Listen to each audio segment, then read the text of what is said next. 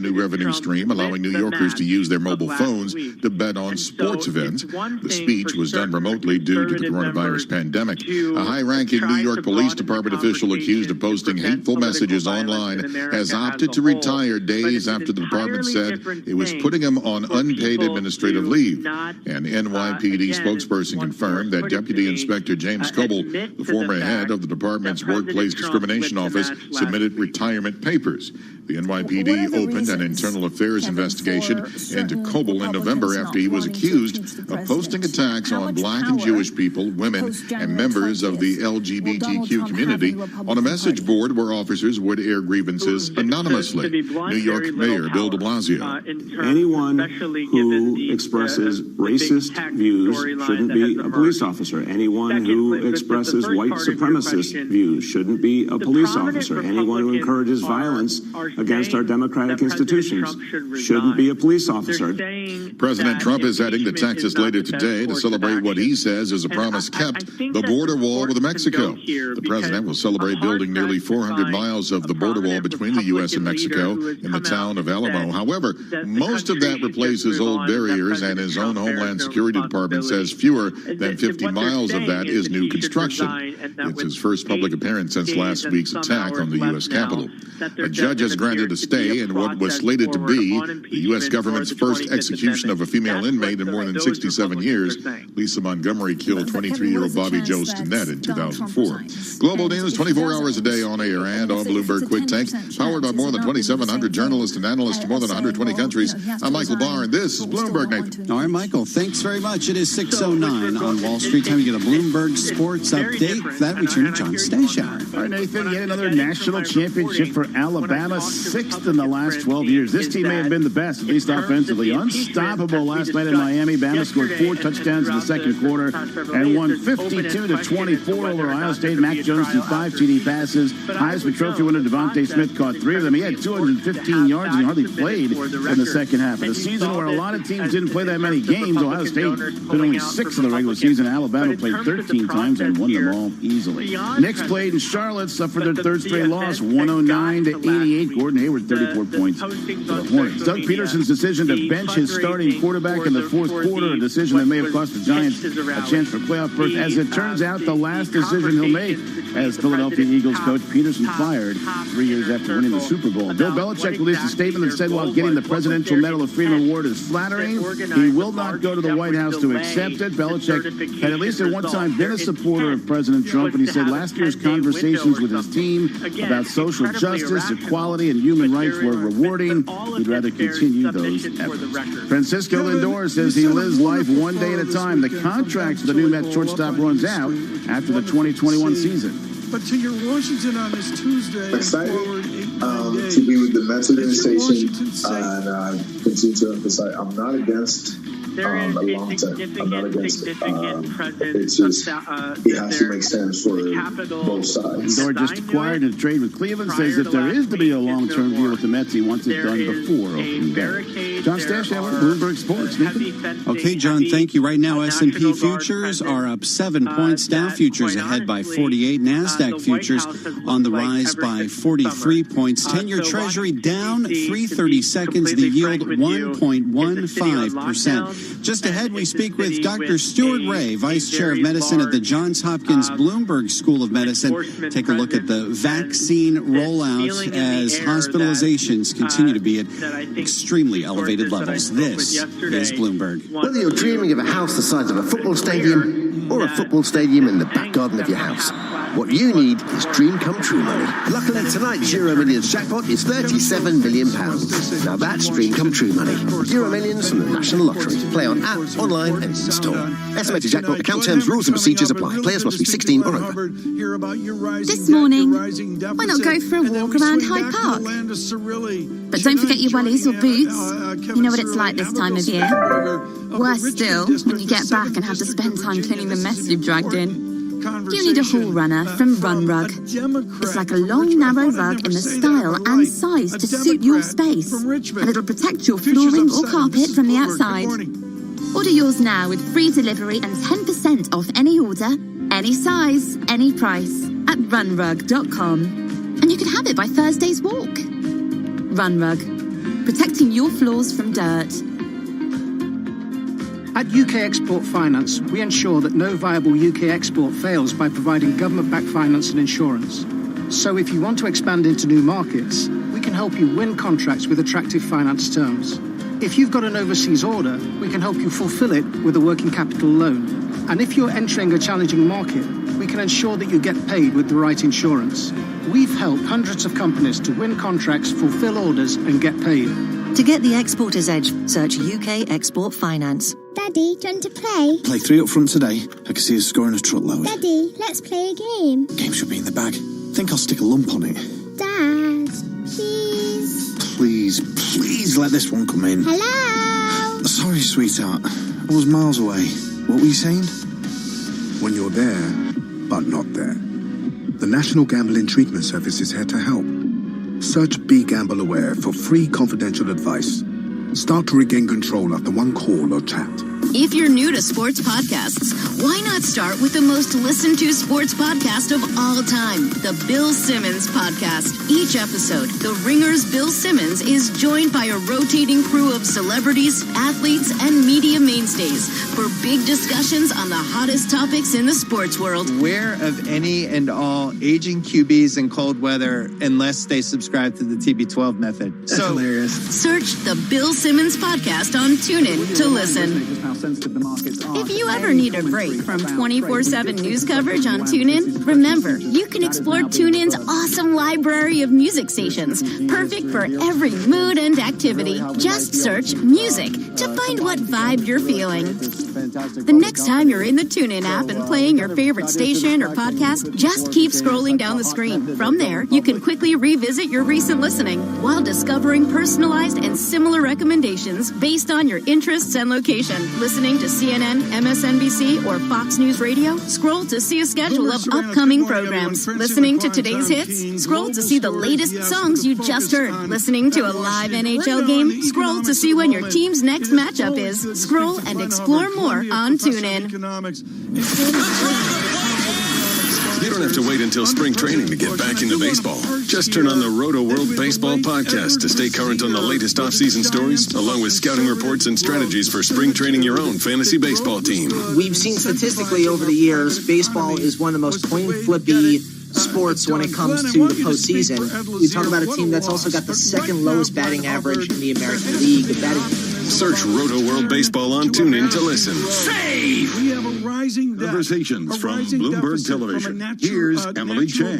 Joining us now, Jonathan Greenblatt, CEO of the Anti-Defamation League. Of course, you've got half of Americans probably cheering this decision, and another large group of people who think that these companies have gone too far. You seem to think it's not quite enough what Twitter and Facebook have done. Where are you on this? Let's be clear on what we're talking about here. What we saw since before and then after the election was a rising level of violent rhetoric and incitement on platforms like Facebook and Twitter. That's why the Stop Hate for Profit campaign, which successfully moved Facebook to action this summer to finally deal with hate on their platform, called for Donald Trump to be banned permanently from Facebook and Twitter. And Facebook, they have now banned him indefinitely, as was noted in the previous segment. And Twitter, after our call, indeed banned him permanently as well. The reason we're asking for this and why it is so important is because we literally saw the president, with his fingers or his thumbs, if you will, encouraging violence as people were assaulting police officers on the steps of our Capitol. It was arguably the darkest day of our democracy. It's not an unreasonable expectation that this needs to change now. Hear more interviews like this one on Bloomberg Television, streaming live on Bloomberg.com and on the Bloomberg mobile app, or check your local cable listings. Normal will mean. We do need headlines to think about and breaking news 24 hours a day at Bloomberg.com, the Bloomberg Business app, and at Bloomberg Quick Take. This is a Bloomberg Business Flash. And I'm Karen Moscow. Global stock market stabilizing after yesterday's losses. U.S. stock index futures are higher, and we check the markets every 15 minutes throughout the trading day on Bloomberg. S&P futures up 8 points, Dow futures up 54, NASDAQ futures up 43. The DAX in Germany's down 0.1%. 10-year Treasury down 2/30 seconds. Yield 1.15%, and the yield on the 2-year is at 0.14%. NYMEX crude oil up 1.5% or 77 cents at 53.02 a barrel. COMEX gold is up 0.5% or $9.60 at 18.60.40 an ounce.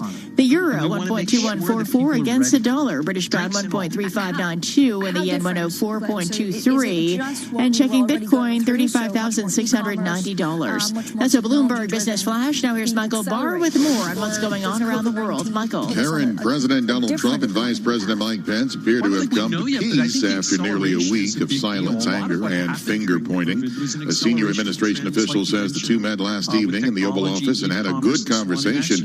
It was their first time speaking since last Wednesday when Trump supporters stormed the Capitol building. The official says that during their conversation, Trump and Pence pledged to continue to work for the remainder of their term. New England Patriots coach Bill Belichick says that he will not accept the Presidential Medal of Freedom. Belichick, who has previously spoken about his friendship with President Trump, explained the decision has been made not to move forward with the award in the wake of last week's deadly siege on the U.S. Capitol. Top-ranked Alabama is this year's national champion in college football after a 52-24 round of number 3 Ohio State. In the NBA, the Knicks lost, the Wizards won. Global news 24 hours a day on air and on Bloomberg Quick Take, powered by more than 2,700 journalists and analysts in more than 120 countries. I'm Michael Barr, and this is Bloomberg. Nathan. All right, Michael, thank you. It's 6:19 on Wall Street, live from the Bloomberg Interactive Broker Studios. This is Bloomberg Daybreak. I want to turn our focus now to the pandemic and efforts to ramp up the vaccination effort. For more on that, we're joined now by Dr. Stuart Ray. He's Vice Chair of Medicine at the Johns Hopkins University School of Medicine. Great, as always, to get your insights, Doctor. And I want to begin with a development just this morning. Axios is reporting that the Trump administration is planning to issue new vaccine guidelines, including opening the process to everyone over age 65 and no longer holding back second doses. I want to get your reaction to that. Do you think it's going to help us get to vaccination levels that we want to see in this country? We're thrilled to come back. I've got about Good morning, Nathan. I don't know that we have any evidence that supply is really the bottleneck right now. We've seen states like West Virginia roll out the vaccine effectively by avoiding some of the delays that many states have encountered with delivery. So I think it does make sense to be prepared to open up the supply side of the equation, but we really have to solve some of the delivery problems that we're facing. What are some of the biggest delivery impediments that you're seeing? Well, we've seen wide reports that the federal pharmacy partnership with CVS and Walgreens that was meant to help with distribution of the vaccine to people in long-term care facilities just has not ramped up. They've had problems with staffing and delivery. I'm not exactly sure what all those delays are, but West Virginia, being an exception, did not engage in that process, and so they engaged a much broader group of people to deliver vaccine, and that seems to have been pretty highly successful.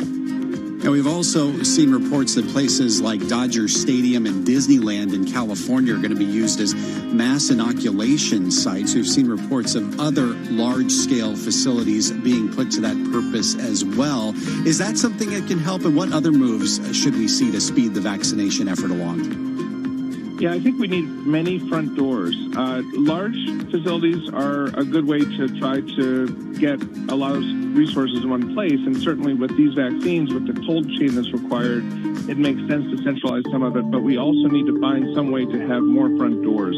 We have many pharmacies, so it makes sense to engage pharmacies. There could be other ways to do that, but we need to make it easy for people to get there. We also need to avoid some of the missteps that have occurred, like in Florida, where some counties decided to open up vaccination to anybody who wanted it, and what they got was people coming from many jurisdictions, not just their own, wanting vaccine, and the lines were hard to manage. And so there needs to be some regional or even national coordination to help people know where the nearest queue is so that they can get in that queue and not overwhelm areas that are moving a little faster than others. On the other side of the coin, we've also heard reports about a pretty onerous process for getting vaccinations in places like New York State. Is that an issue? And how do you strike a balance? Being a little faster. It is hard to strike that balance, and I think this is the hard planning that seems not to have been done in advance.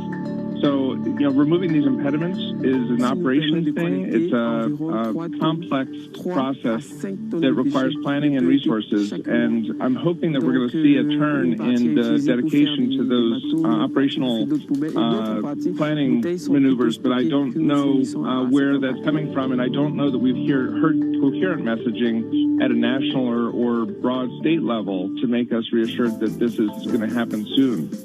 As far as the pandemic itself, we're starting to see signs of hospitalizations easing, particularly in the Northeast. In our last minute here, how are things looking at Hopkins, and what's the possibility that we could see a broader reduction in hospitalizations? We continue to see rises in hospitalization numbers in Maryland, but the severity is not worsening. And so we're hoping that we're seeing a leveling off, and maybe in a couple of weeks we may see a drop from this peak. We're still at a high rate in the U.S. So I think the hope is that we're going to see some mitigation, but it really depends on people recognizing that these new strains are a marker of a epidemic that remains out of control, and we've got to redouble our efforts to reduce spread. And just a real quick answer here, what's the risk that these newer strains could put further strain on the health system? I think one of the big risks is that if it's more transmissible, it requires a higher level of vaccination to get to herd immunity. So we really need a broad engagement with vaccinations so that we make sure we get there as quickly as we can. Dr. Stuart Ray, thank you again, as always, for being with us. Dr. Stuart Ray is Vice Chair of Medicine at the Johns Hopkins University School of Medicine. Right now, S&P futures are higher by 10 points. Dow futures up 71. NASDAQ futures up 47 points. The 10-year Treasury is down 3/30 seconds. The yield on the 10-year note, 1.15%. You're listening to Bloomberg Daybreak. Whether you're dreaming of a house the size of a football stadium or a football stadium in the back garden of your house, what you need is dream come true money. Luckily, tonight's Euro Millions jackpot is £37 million. Now that's dream come true money. Euro Millions from the National Lottery. Play on app, online and in-store. Estimated jackpot. Account terms, rules and procedures apply. Players must be 16 or over. At UK Export Finance, we ensure that no viable UK export fails by providing government-backed finance and insurance. So if you want to expand into new markets, we can help you win contracts with attractive finance terms. If you've got an overseas order, we can help you fulfill it with a working capital loan. And if you're entering a challenging market, we can ensure that you get paid with the right insurance. We've helped hundreds of companies to win contracts, fulfill orders, and get paid. To get the exporter's edge, search UK Export Finance. Life comes at you fast. 1 minute you're... Next, you've all grown up with responsibilities coming out of your ears. It can be daunting, but it doesn't have to be. Take one thing off your list. From just £5 per month, you can join the 2.9 million families already protected by Aviva Life Insurance. Get a quick quote today, direct at aviva.co.uk. If you ever need a break from 24/7 news coverage on TuneIn, remember you can explore TuneIn's awesome library of music stations, perfect for every mood and activity. Just search music to find what vibe you're feeling. If you're new to sports podcasts, why not start with the most listened to sports podcast of all time, the Bill Simmons Podcast. Each episode, The Ringer's Bill Simmons is joined by a rotating crew of celebrities, athletes, and media mainstays for big discussions on the hottest topics in the sports world. Beware of any and all aging QBs in cold weather unless they subscribe to the TB12 method. So search the Bill Simmons Podcast on TuneIn to listen. Ever wonder what life is really like as a professional hockey player? On the Spit and Chicklets podcast, NHL veterans Ryan Whitney and Paul Bissonnette join Barstool sports writer Rear Admiral to share stories from their playing days while bringing their outspoken brand of commentary to the day's top headlines. Yeah, that cameo request turned into an SNL skit. So crazy. How about that? Thinking of you studying, I just pictured two pit bulls barking at each other. Search Spit and Chicklets on TuneIn to listen. Got your resolutions all set? Why not add another to the list and follow TuneIn on Facebook, Instagram, and Twitter? And TuneIn. It's the easiest way to discover new audio to soundtrack the new year. On this week's On the Media, as cable news hosts watch chaos in the Capitol, they struggle to find the right words to describe the perpetrators. Protesters, rioters, domestic terrorists, insurrectionists. I don't want to call them protesters anymore. I want to call them rioters or mobsters. Don't miss this week's On the Media from WNYC. Listen to the On the Media podcast from WNYC Studios on TuneIn today. America's pastime is a big deal. It's also big business. Baseball Biz is the podcast about the business of baseball, covering everything from MLB history and operations to interviews with players, agents, owners, scouts, umpires, and beyond. We have the regular baseball season. We get all involved with everything with, the World Series, thank goodness. It's the most exciting thing you have. But then you say, what happens after that? Well, you search Baseball Biz in one word on TuneIn to listen. The next time you're in the TuneIn app and playing your favorite station or podcast, just keep scrolling down on the screen. From there, you can quickly revisit your recent listening or explore personalized and similar recommendations based on your interests and location. Scroll and explore more on TuneIn. New year, new beginnings. Sounds like the perfect time to try TuneIn Premium on Precise. Listen better in 2021 with commercial-free news from CNBC, CNN, Fox News Radio, and MSNBC. Exclusive ad-free music channels for your new year. And less ads on over 100,000 radio stations from around the world. Don't settle for same this year. Search Premium to upgrade today. Ready for the loudest, most correct sports opinions in the history of the spoken word? Feels great. We got it clean the other day. It's already dirty again. That's what we like. On Pardon My Take, a.k.a. your favorite news sports podcast, Big Cat and PFT commenter bring you daily topics, special guests, and a money-back guarantee for a better life. Passes are so bad. It was pass interference, but the pass was so bad, you're like, but it can't be pass interference. Search Pardon My Take on TuneIn to listen. Broadcasting live from the Bloomberg Interactive Brokers Studio in New York. Bloomberg 1130 to Washington, D.C. Bloomberg 99.1 to Boston. Bloomberg 106.1 to San Francisco. Bloomberg 960 to the country. Sirius XM Channel 119 and around the globe. The Bloomberg Business app and BloombergRadio.com. This is Bloomberg Daybreak. It's 6:30 on Wall Street. Good morning. I'm Nathan Hager. And I'm Karen Moscow. We're just about 3 hours away from the opening of U.S. trading. Let's get you up to date on the news you need to know at this hour. The House today will formally call on Vice President Mike Pence to invoke the 25th Amendment, removing President Trump from office. Sources say the attempt is dead on arrival before lawmakers move on to impeachment. The 4-page resolution accuses the president of high crimes and misdemeanors, and Bloomberg's Emily Wilkins has more from Washington. It blames Trump's words and actions for fueling this mob that we saw at the Capitol last week. It also cites Trump's call to Georgia's Secretary of State, urging him to find enough votes to overturn Biden's win there and basically overturn a Democratic election in the state. Nearly every Democrat in the House supports impeachment, while many Republicans warn it will further divide the country. Meantime, concern is growing about violence in the lead up to Inauguration Day. Bloomberg's Ed Baxter reports the FBI is warning of nationwide armed protests. And has been heightened by the resignation of Homeland Secretary Chad Wolf. His agency, along with FEMA, is in charge of inauguration security. And now there has been credible information regarding threats against state capitals. In California, Governor Gavin Newsom, I can assure you, we have heightened level of security. And President Trump has issued an emergency declaration now, making it easier for all law enforcement to work together. In San Francisco, I'm Ed Baxter, Bloomberg Daybreak. All right, Ed, thank you. As the impeachment process gets underway, the president and his allies are feeling a backlash from Washington, Silicon Valley, and Wall Street. Bloomberg's John Tucker has more in this live report. John. And Karen, the banks that President Trump and his family work with are distancing themselves.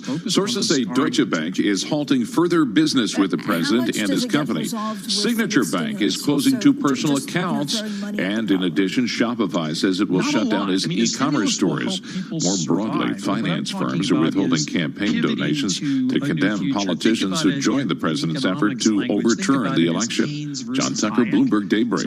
All right, John, thanks. And the fallout from last week's violence continues in big tech today. Twitter is now permanently banning more than 70,000 QAnon accounts. The company says accounts that post QAnon material will also have limited visibility and will not be recommended to others by Twitter.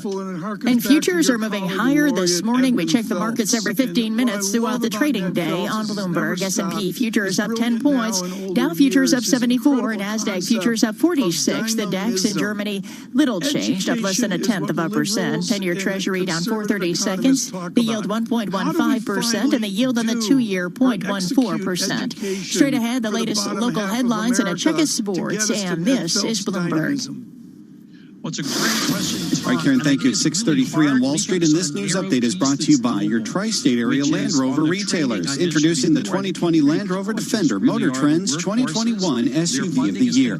Put the Defender's capabilities to the test at your local Land Rover retailer, Land Rover above and beyond. Here's Michael Barr. Thank you very much, Nathan. New York Governor Andrew Cuomo delivered a virtual State of the State address in Albany. The governor outlined a 7-part plan to tackle the economy, health, and societal effects of the coronavirus pandemic. They include ramping up vaccinations, addressing healthcare inequities, and combating racism. Governor Cuomo said the state of the state is similar to that of the nation. We are hurt. We are frustrated. We are in mourning. We are anxious. We are shocked that an invisible enemy could wreak such death and destruction, especially in this, the wealthiest and most powerful nation on earth. Cuomo once again made a pitch for legalizing recreational pot so the state could tax it along with the money the state could gain by allowing New Yorkers to use their mobile phones to bet on sporting events. New York City is ramping up its COVID vaccines with expanding eligibility to its 1B group and 24-hour testing sites. Mayor Bill de Blasio is calling on the federal government to come through with more vaccines to keep up with New York City's needs. 175,000 doses will be given this week. And that's going to go more the next week, more the week after that. And we know we'll be able to, over time, reach all New Yorkers. A new study suggests a big rise in COVID-19 hospitalizations among children. This has some school districts pushed to ramp up in-person learning. In Chicago, pre-K and special needs public school students returned to classrooms. Mayor Lori Lightfoot called it a big step forward for educational equality. Remote learning, while it works just fine for some, it absolutely does not serve all of our students equally. And international competition. President Trump plans to tout completed sections of his border wall today in Alamo, Texas. It is his first public event since encouraging supporters who went on the attack at the U.S. Capitol last week. A judge has granted a stay in what was slated to be the U.S. government's first execution of a female inmate in more than 67 years today. Lisa Montgomery killed 23-year-old Bobby Joe Stinnett in 2004. Global news 24 hours a day on air and on Bloomberg Quick Take, powered by more than 2,700 journalists and analysts, more than 120 countries. I'm Michael Barr, and this is Bloomberg. Nathan. Michael, thanks. 6:35 on Wall Street. John Stashower has a Bloomberg Sports Update. John? Thanks, Nathan. A bizarre college football season. Some teams played more than others, but in the end, another championship for Alabama. 6th national title in the last 12 years. Crimson Tide beat Ohio State and Miami last night, 52-24 to cap a 13-0 season. Mac Jones, 5 touchdown passes. I think we're the best team to ever play. I mean, there's no team that will ever play SEC schedule like that again, but at the same time, we're just so happy to have won this game and kind of put the icing on the cake. There was not a lot of pressure.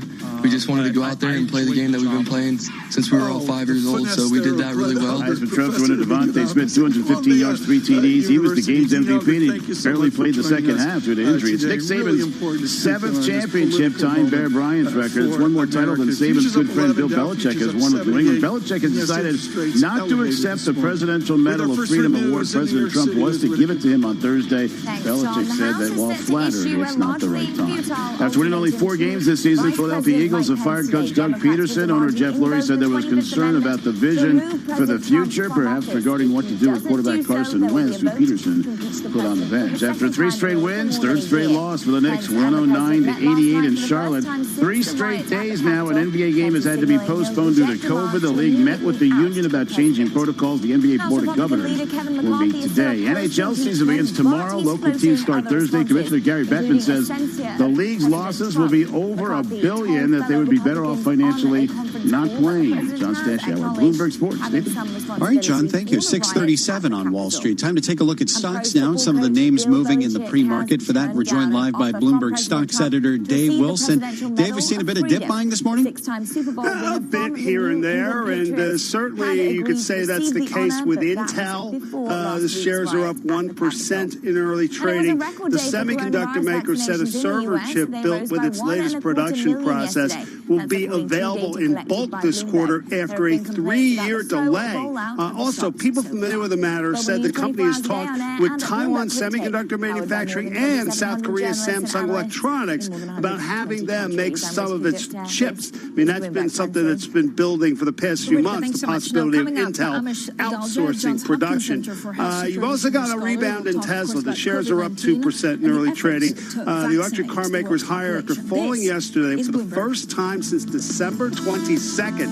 Tesla dropped 7.8% to end its longest winning streak since going public in 2010. The shares had risen for 11 straight days. They went up a total of 37%. Wow, so maybe a little bit of dip buying there as well. Of course, we've been talking about Twitter the last couple of days following last week's events on Capitol Hill, and now we're seeing even more of a crackdown. We are.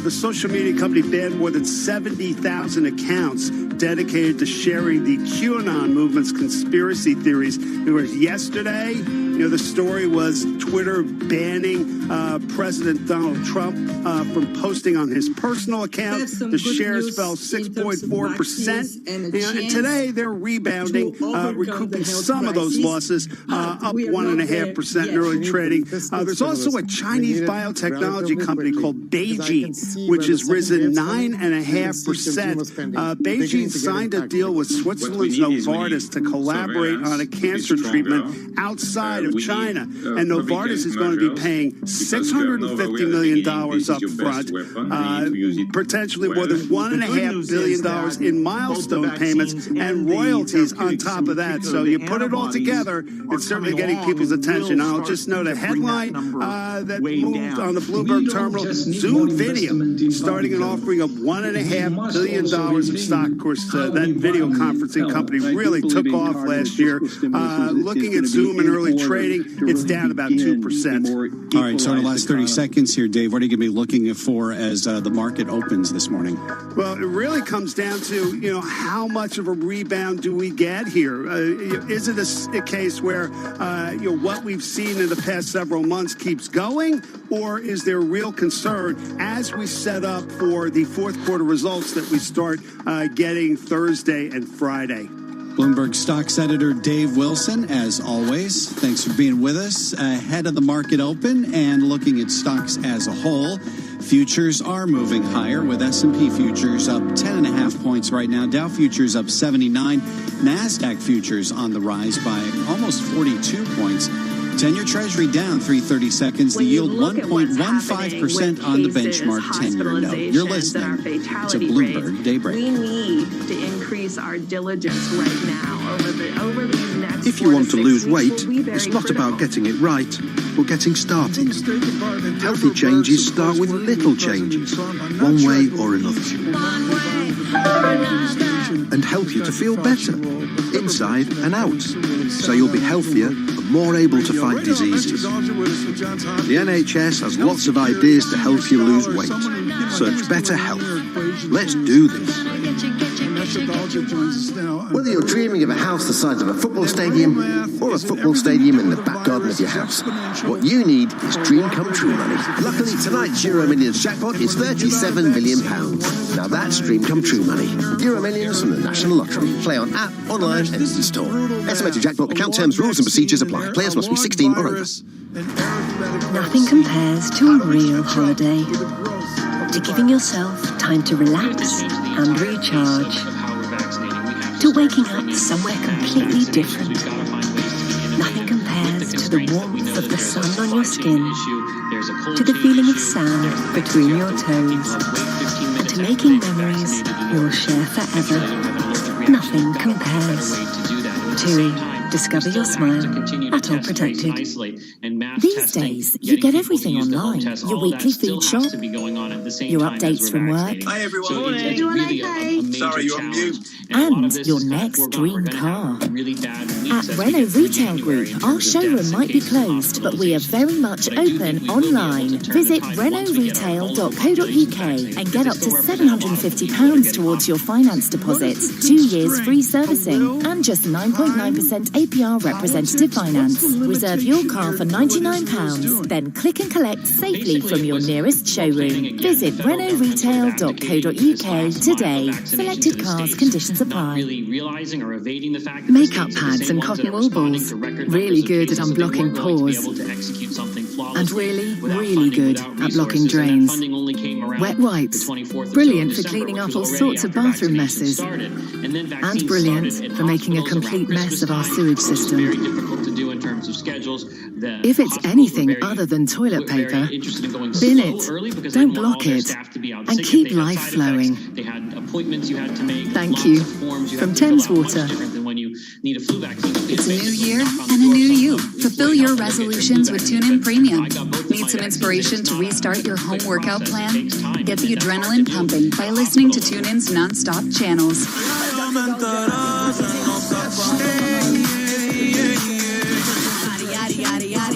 And wind down while catching up on commercial-free news from CNN, Fox News Radio, MSNBC, and more. Start your 2021 right by upgrading to TuneIn Premium today.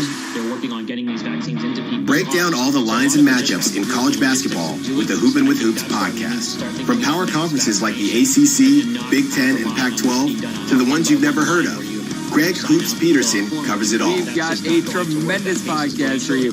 Unlike my normal podcast where I answer some Twitter questions, take a look at what all transpired yesterday and everything like that, well, this is the Saturday edition. And you guys know... Search Hoopin' with Hoops on TuneIn to listen. Ever wonder what life is really like as a professional hockey player? On the Spit and Chicklets podcast, NHL veterans Ryan Whitney and Paul Bissonnette join Barstool sports writer Rear Admiral to share stories from their playing days while bringing their outspoken brand of commentary to the day's top headlines. Yeah, that cameo request turned into an SNL sketch. It's crazy. How about that? Thinking of you studying, like, I just picture two like pit bulls like barking at each other. Search Spit and Chicklets on TuneIn to listen.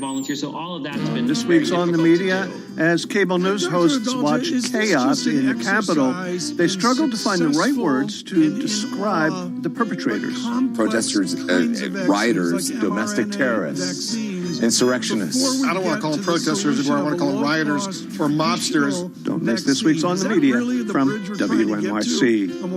Listen to the On the Media podcast from WNYC Studios on TuneIn today. Got your resolutions all set? Why not add another to the list and follow TuneIn on Facebook, Instagram, and Twitter? And TuneIn. It's the easiest way to discover new audio to soundtrack the new year. times higher than influenza, so you've got. Want to know what's happening in the soccer, football universe?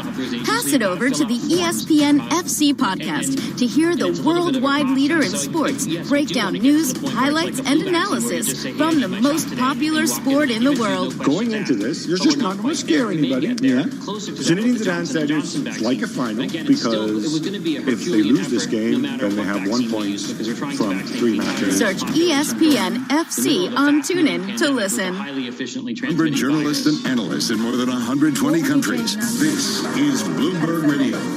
Now, a global news update. You have to meet each state where they are. Each state is doing this a little bit differently. Tensions remain high in the U.S. almost a week after pro-Trump supporters staged an assault on the U.S. Capitol. Tom Costello the way that reports. Israel has done this with mass vaccination sites. Are there ways we can do that? Where we can use convention centers, we can use stadiums, we can use high school gymnasiums to try and get people through very quickly and be innovative with that 15-minute period where you have to wait to see if you have an allergic reaction. We have to start to get the pharmacies engaged. The FBI also warned the group is threatening to travel to Washington, D.C. and stage an uprising of Congress removed if the Johnson & Trump Johnson from vaccine is office. approved in January, I Acting think that also Homeland will make it Security much easier. Secretary But we have Chad to Wolf is basically make stepping this a down. He's warlike the effort third member with the of goal of President getting Trump's vaccine cabinet into to people's resign arms. since the We Capitol Hill basically have to riot pull out last all the week. stops, all the President Trump is bureaucracy. reportedly being told not get to away use his from a executive dogmatic power on priority himself. group listing where people are very both nervous White if they've House got counsel extra Pat doses to Cipollone put them into and the former arms of Attorney maybe a General William paramedic Barr who's in phase recommended 1B, President so that we'd avoid rather pardoning throw the himself. vaccine in the trash This has can been a rather than special get report. fined or I'm something, Michael or that Castle. they've been threatened by governors like This much data demands 3 of the best. That's a number we've never received. How are you cautious? Everybody is crowding into the same trades. Bloomberg Surveillance, weekday mornings at 7 Eastern on Bloomberg Radio. And now watch us on Bloomberg Television. To check out Markets, headlines, and breaking news 24 hours a day at Bloomberg.com, the Bloomberg Business app, and at Bloomberg Quick Take.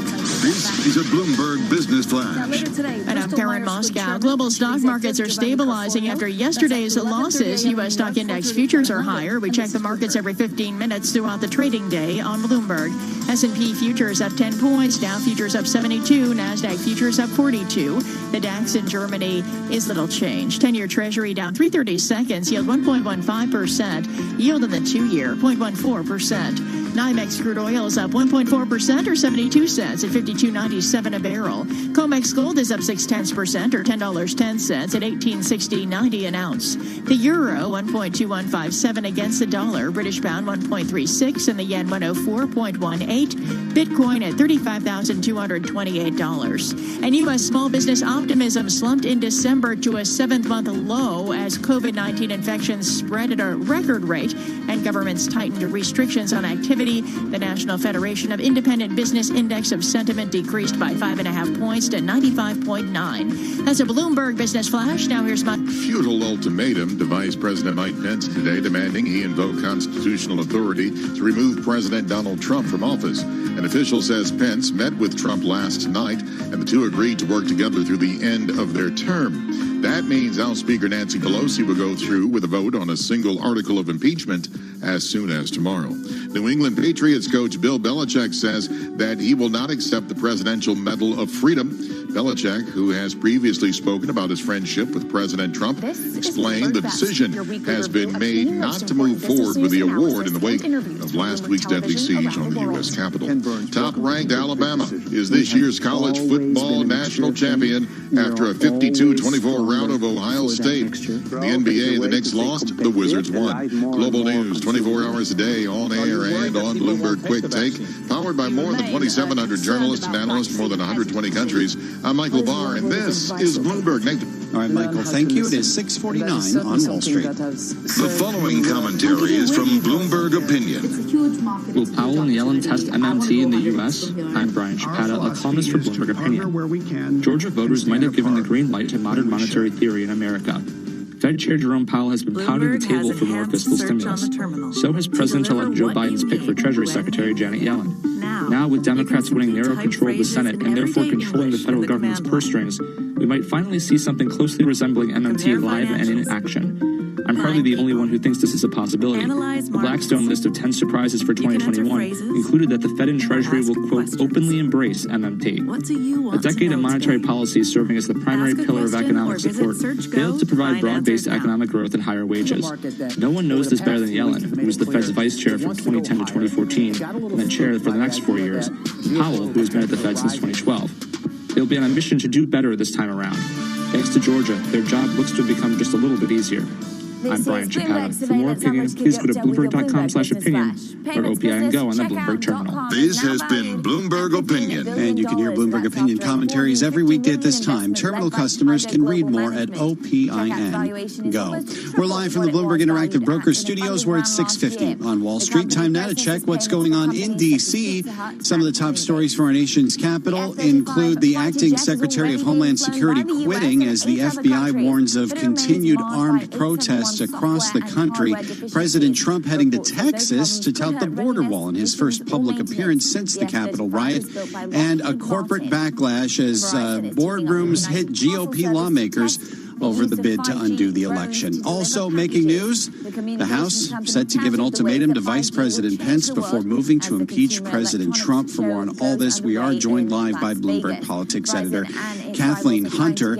Of course, this is the morning after we're told the president and vice president spoke to each other for the first time since last week's riot. It doesn't sound, though, like Pence is ready to invoke the 25th Amendment and force President Trump from office. So what does that mean for today's vote on a resolution in that regard? Well, essentially, I think that it means that today's vote becomes more symbolic than anything else. I think that all the evidence suggests, Nathan, as you kind of run through just now, that the momentum is building towards an impeachment vote. It doesn't sound like there is the support from Trump that would be necessary to try to invoke the 25th Amendment. And so it probably will mean that the House will go the impeachment route, and we know that the Speaker is essentially teeing that up to occur as soon as tomorrow. And that impeachment vote isn't just unprecedented by the fact that it'll be the second time any president has ever been impeached, but we're looking at a breakneck pace just coming 1 week after the incursion. Absolutely, and I think that's being driven by two things. They're both pretty, I guess pretty obvious. One of them being that Trump is out of office as of, 8 days from now. The other one being just kind of the severity of the situation that we saw unfold on Capitol Hill and the very visceral and strong response that we're hearing from, I think, lawmakers of both parties to that. And so I think that both those factors are driving a really lightning quick pace for this article of impeachment, which is pretty straightforward. And but the whole way this is being handled in terms of the pace is quite dissimilar from the pace that we saw last year when Trump was impeached by the House, when really the Democrats' goal was to look as though and to actually be as slow and methodical as possible to avoid any charges that this was some kind of a political witch hunt. Now, at the same time, we're hearing from some Republicans, particularly Republican leaders, saying that a second impeachment would only further divide the country. They're pushing for more of a censure resolution. Is that going anywhere? Well, I think that, I think that it's unlikely that Pelosi would change course at this stage and approach something like a censure resolution rather than impeachment. I think that the sense among Democrats is that a censure at this stage would be pretty toothless. So I wouldn't expect Democrats to change course, but I think in some ways it's not surprising that this is what we're seeing from McCarthy, the minority leader, and other Republicans, in the sense that, there was a sense and still is a broad sense among Republicans, of outrage at what occurred at the Capitol last week, in a sense that in some sense the president needs to be held responsible, or that voters might demand that. So really what they're offering up here is sort of a less serious or less severe alternative, and that has the political effect of, potentially deflecting some of the blame that they might get for voting against some kind of an impeachment resolution. So I think that's what's going on here. And as this drive continues toward impeachment, we're already seeing signs of continued fray in this country, with the FBI reporting that there could be armed protests all across the country leading up to inauguration. I mean, how is this overshadowing an inauguration for a president like Biden next week? that those certainly it has taken the focus away from, the start of the Biden era. Eddie, is there something from, that Bitcoin efforts early on to confirm Biden's nominees, to pass a stimulus measure to get Biden's other agenda goals off the ground. I mean, it's even taken attention really away from the fact that, Democrats, as of last week, know that they're going to be controlling both chambers of Congress now after winning in both of the Georgia Senate runoffs. So I think that, really all the air has been taken out of the room by these really dramatic events that unfolded on Capitol Hill last week, and that is going to continue to be the focus for the foreseeable future. It's kind of the next in a series of events over the last several months where things have come in and just completely rewritten the script. And in our last 30 seconds here, Kathleen, President Trump is expected to make his first public appearance since the unrest. What are we expecting from the president today? Well, he's going to be going to Texas to view portions of his border wall, which, in some ways is a, appropriate coda to his presidency, because he, of course, began his campaign talking about getting Mexico to pay for a border wall. That obviously hasn't happened, but there have been sections of the border wall constructed. The border wall was the impetus for at least one of the government shutdowns during his administration. So I think he's going back to an issue that resonates with his base. And I think, though, it'll be interesting to see, what, if anything, he says about what happened on Capitol Hill last week about the impeachment efforts. He's been pretty quiet over the last several days in addition to not being seen in public. And so I think, whether he chooses to strike a unifying tone today or a defiant one will be really, really interesting to watch. Bloomberg Politics Editor Kathleen Hunter, thank you. Karen? Nathan, thank you. At 6:56 on Wall Street, time for the Bloomberg NJIT STEM Report, brought to you by New Jersey Institute of Technology, providing industry partners with commercially focused research and innovation services through its New Jersey Innovation Institute. More at njii.com. Now here's what's making news in science, technology, engineering, and math. About 30 leaders, government officials, and heads of international organizations participated in the One Planet Summit. Leaders from around the world committed to protecting 30% of the planet, including UK Prime Minister Boris Johnson. We are destroying species and habitat at an absolutely unconscionable rate. The EU also made commitments, with European Commission President Ursula von der Leyen giving more money to support the battle. We will invest several €100 million over the next 4 years for research on biodiversity, animal health, emerging diseases, and much more. Top U.S. officials were notably absent from the virtual summit, as were the leaders of Russia, India, and Brazil. A new study finds that wildfire smoke accounted for up to half of all health-damaging small particle air pollution in the western U.S. in recent years. Researchers say even as pollution emissions decline from other sources, the amount from fires increased sharply. And the world's top bug experts say climate change, insecticide, herbicides, light pollution, invasive species, and changes in agriculture and land use are causing Earth to lose 1% to 2% of its insects each year. Bloomberg surveillance is straight ahead, and for Nathan Hager, I'm Karen Moscow, and this is Bloomberg.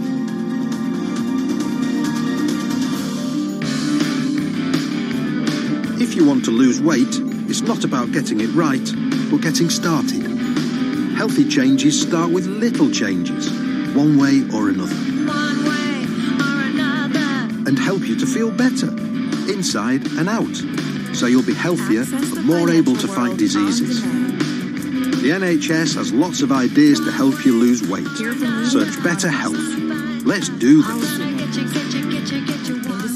Financial capital of the world, 24 hours a day at Bloomberg.com, on the Bloomberg Business app, and at Bloomberg Quick Take. This is Bloomberg Radio. What's moving the market? Their jobs is still just historically high. We're still living through a demand shock of COVID. Now the bottom is really fallen out of low-income spending. There is a risk we are somewhat priced to perfection in terms of the vaccine rollout. The market is starting to tell you, hey, spending is going to come. In the last several weeks, the mood has changed dramatically. Last year was all about hoarding cash, putting it on your balance sheet, make sure you survive. This year it's more about investment. This is Bloomberg Surveillance with Tom Keene, Jonathan Farrow, and Lisa Abramowitz. Good morning, everyone. Jonathan Farrow, Lisa Abramowitz, and Tom Keene. It is a simulcast on Bloomberg Radio across this fractured nation and worldwide on Bloomberg Television. Good morning as well. Lisa, it is a Tuesday of impeachment. Kevin Cirilli has told us that he'll be with us in a bit. Maybe that vote's tomorrow. Pretty much assured. I hesitate to use that, Lisa. But am I right, Lisa, that you and I observe that it really doesn't move over to the markets, that this is a separate discussion? Yeah, people are shrugging off the potential for impeachment. There's a question of what it will actually do. What I find more interesting, Tom, is that markets are shrugging off the suggestion of ongoing tumult as we head toward inauguration. We hear signs, or we're hearing warnings from the FBI about potential attacks on state governments. We're also hearing about potential unrest in the inauguration. 15,000 National Guardsmen being called to Washington, D.C. Markets shrug this off, Tom, but these are real risks. John Sparrow, I talked to him yesterday, folks. He's loving Capri. It's been a little cloudy in Capri in the 50s and 60s. But, John said, we could do like a 5-hour simulcast and still not run out of the things. Lisa, there's so many stories we're not covering as we're fixated on Washington and, yes, on the pandemic as well. Lisa, the one story in the markets that we are covering that is the here and now is the cover of the weak dollar trade. Yeah, and basically people are reassessing whether or not they want to go all in. But it seems like perhaps yesterday was a capitulation. And I think that when you look at markets, it does seem like any blips, Tom, or buying opportunities are sort of doubling down on the consensus views. And it seems like we are going back to the reflationary trade.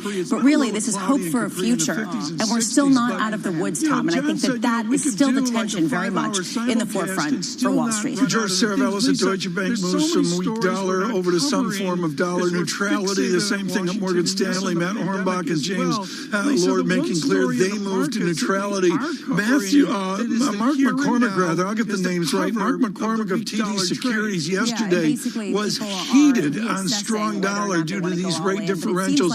That's a theme we're going to talk about in a minute. Let me do a quick data check. Futures up 10, Dow futures up 71. The VIX comes in 23.17. Those are improving statistics through the morning. In the yield space, the benchmark Abramowitz yield 1.16% on the 10-year yield with a 10-year curve steepening 101 basis point. And I'll note Brent crude 56.41. Lisa's here to jolt us with the morning. Indeed, and I want to just say it's a Brahma yield, and I've been actually trademarking that, Tom, so we can get that. We can get that going. All right, this is what we're jolting for the bad pun of the morning, or good pun, depending on what your view is. 10 a.m. we're going to be getting the U.S. November JOLTS job openings data. This really key and a leading indicator potentially about how much momentum there is under the cover with respect to the U.S. economy and rehiring all those millions of individuals who have been laid off. At 10:30 a.m., I'm actually watching this very closely, Tom. Secretary of State Mike Pompeo is speaking at the National Press Club.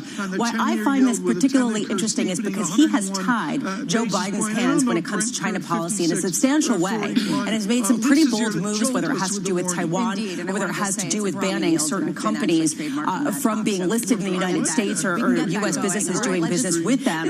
What else is he going to say as that saber rattling continues? And then at 1 p.m., the U.S. is going to sell the Abrama yields, the $38 billion of 10-year notes. And I find this interesting at a time when that yield 16 handle on the Abramowitz move. Fabulous. I do find this really interesting because we are seeing not only the yield going up, but we're seeing the yield curve, the gap between 2- and 10-year bond yields rise the widest going back to May of 2017. The Fed is allowing this. That is one of the key questions for how long, Tom? We'll have to see. Romain Bostic, we're going to drag him out, I believe, at the 7:30 mark on the equity markets with some of those stories as well. We're focused on Washington, but we're really trying to focus on the markets as well. Again, Kevin Cirilli, stay with us on radio and TV. Cirilli here with his terrific Sound On program, really leading the way into the Washington evening. Kevin will join us here, and I think it's in 15 minutes or something. We're talking to his people right now. Brian Levitt is at Invesco, their global market strategist, and joins us. Brian Levitt, is the weak dollar trade done? No, I don't think it's done. I mean, it's not done from a longer-term perspective. In the near term, what ends up happening is everybody got on board with that trade.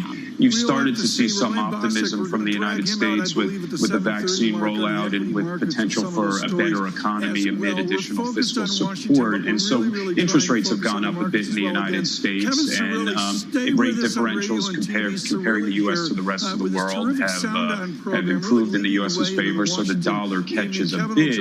But we need to remember long term that U.S. policy is likely to be accommodative for the foreseeable future, and the U.S. is set to bring forward an additional amount, a significant amount of stimulus. So, and the Fed's not likely to tighten for years. So I don't think that this dollar trade is over. It's a consolidation of what was a very consensus view. And Brian, I love how you put it in some of your recent notes. Betting against a recovery is akin to betting against medicine and science, because the medicine and science of the markets is fiscal and monetary support. Is this a frustrating market to invest in? No, I don't think it's a frustrating market to invest in. I mean, it's played out the way most of us suspected that it would, in that you started to see this rotation to more of a recovery and reflation trend. I think the challenge that you have right now is that things have gotten a little bit extended, and the consensus calls have gotten bought up, and so you're likely now to see some churn. You may see a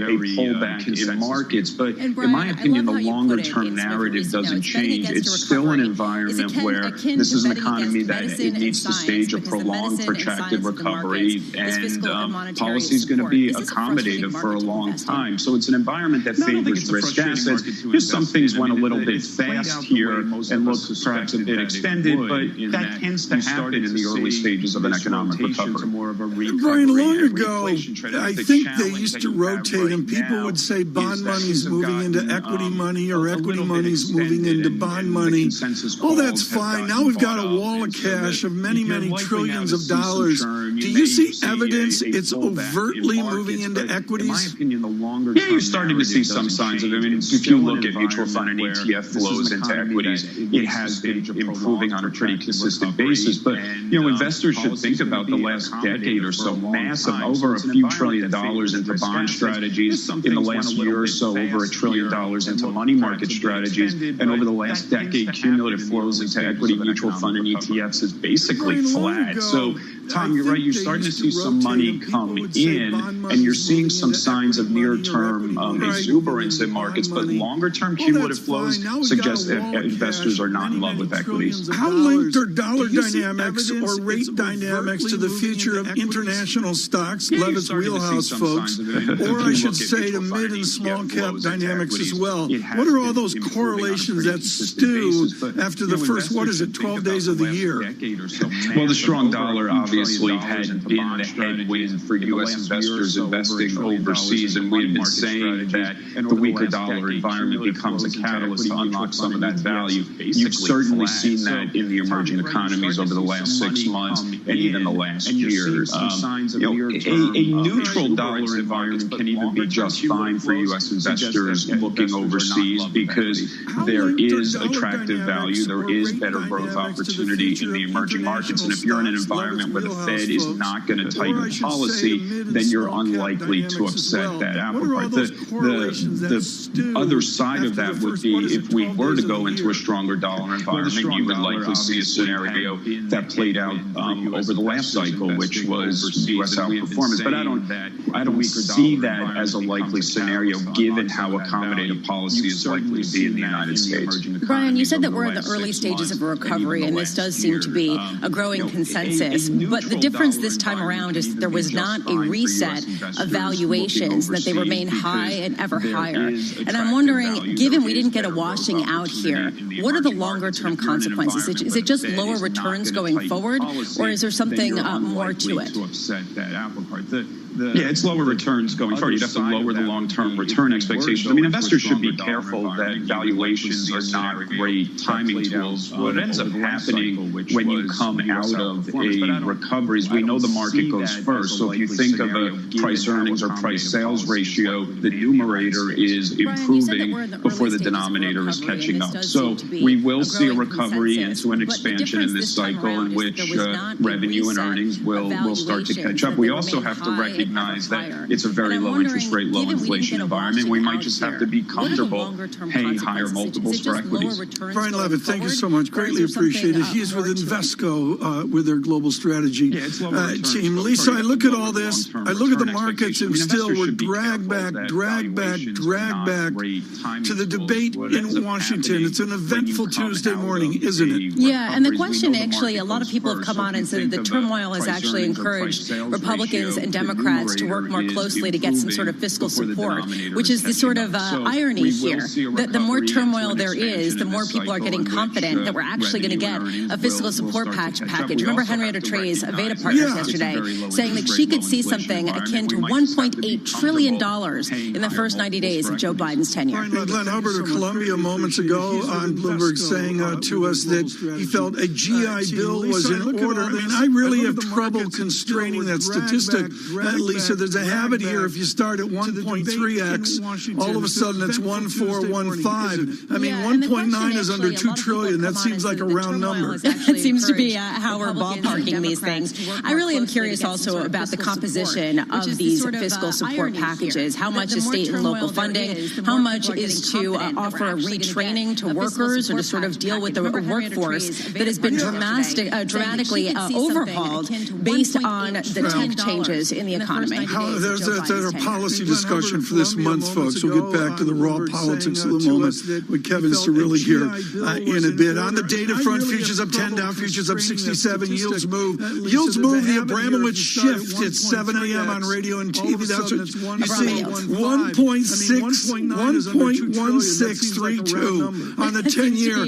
Oh, the humanity. I really am curious. Michael Collins, PGIM, coming up. He'll discuss a 120 10-year. How much is state and local funding? This is Bloomberg. Stay with us. Good morning. Offer a retraining to workers or to sort of deal with the workforce. Now, with the latest news from New York City and around the world, here's Michael Barr. Lisa, Tom, thank you very much. Vice President Mike Pence signaled he'll spurn demands to immediately oust Donald Trump over a deadly riot by the president's supporters. The senior administration official says the two met and agreed to work together for the remainder of the term. There are also indications that President Trump has no plans to resign before Joe Biden's January 20th inauguration. It was the first time Trump and Pence are said to have spoken since the president's supporters stormed the Capitol. Representative Jackie Spears survived the 1978 shooting on a fact-finding trip to Jonestown in Guyana that left her boss, Representative Leo Ryan, and several others dead on an airport tarmac. Spear, one of the lawmakers in the Capitol building last Wednesday when it was attacked, told ABC that there are similarities between President Trump and American cult leader Jim Jones. The president, much like Jim Jones, was able to brainwash emotionally the people that were supportive of him. There are parallels. Two Capitol police officers have been disciplined over their actions during the storming of the Capitol last week.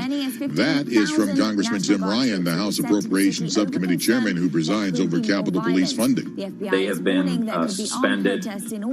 Someone else has been arrested. The FBI is warning of plans for armed protests at all 50 state capitals and in Washington, D.C. in the days leading up to President-elect Joe Biden's inauguration. Live from the Bloomberg Interactive Broker Studios, this is Global News, 24 hours a day on air and on Bloomberg Quick Take, powered by more than 2,700 journalists and analysts in more than 120 countries. I'm Michael Barr, and this is Bloomberg. Hallmark is demanding that Senator Josh Hawley and Roger Marshall give the companies... If you want to lose weight, it's not about getting it right, but getting started. Healthy changes start with little changes, one way or another. And help you to feel better, inside and out, so you'll be healthier and more able to fight diseases. The NHS has lots of ideas to help you lose weight. Search Better Health. Let's do this. Whether you're dreaming of a house the size of a football stadium or a football stadium in the back garden of your house, what you need is dream come true money. Luckily, tonight's Euro Millions jackpot is £37 million. Now that's dream come true money. Euro Millions from the National Lottery. Play on app, online and in-store. Estimated jackpot, account terms, rules and procedures apply. Players must be 16 or over. Hello, I'm here at the Race for Life Pretty Muddy with Great Britain's Jayanti Kaur. Janty, do you have a message for the millions tuned in at home? What are you talking about? Millions of people aren't tuning in to witness me doing a muddy obstacle course. Well, they absolutely should, Janty. You're a remarkable athlete. I'm a geography teacher. We're not athletes, we're cancer beaters. Sign up to Race for Life now and get 30% off entry until the 31st of January in partnership with Tesco. It's easy to fall in love with the Costa hot chocolate range. The ruby hot chocolate is like a pink velvety slide into chocoholic heaven. The white hot chocolate is like diving into a big, tall, marshmallowy ball of frothiness. And the classic hot chocolate is like a warm, familiar hug from a friend. And after the year we've had, quite frankly, you deserve one. Download the Costa app, choose from our delicious range and pre-order today. Pre-order on our app is available at participating stores. See costa.co.uk for details. Ready for a fan-driven take on this season's MLB action? On the Beat the Shift podcast, superfans Alex Uy, Alex Rudy, Barbode Markazi, and Ray Estrada break down all the latest MLB news and drama while supplying you with top-notch fantasy baseball advice. But I kind of want to start with maybe the least talked about one here is Adam Duvall, who just out of nowhere had a monster shortened season this past year. Search Beat the Shift on TuneIn to listen. If you ever need a break from 24/7 news coverage on TuneIn, remember, you can explore TuneIn's awesome library of music stations, perfect for every mood and activity. Just search music to find what vibe you're feeling. Got your resolutions all set? Why not add another to the list and follow TuneIn on Facebook, Instagram, and Twitter? Add TuneIn. It's the easiest way to discover new audio to soundtrack the new year. This week's On the Media, as cable news hosts watched chaos in the Capitol, they struggled to find the right words to describe the perpetrators. Protesters, rioters, domestic terrorists, insurrectionists. I don't want to call them protesters anymore. I want to call them rioters or mobsters. Don't miss this week's On the Media from WNYC. Listen to the On the Media podcast from WNYC Studios on TuneIn today. Ready for the inside scoop on the hottest topics in the NBA?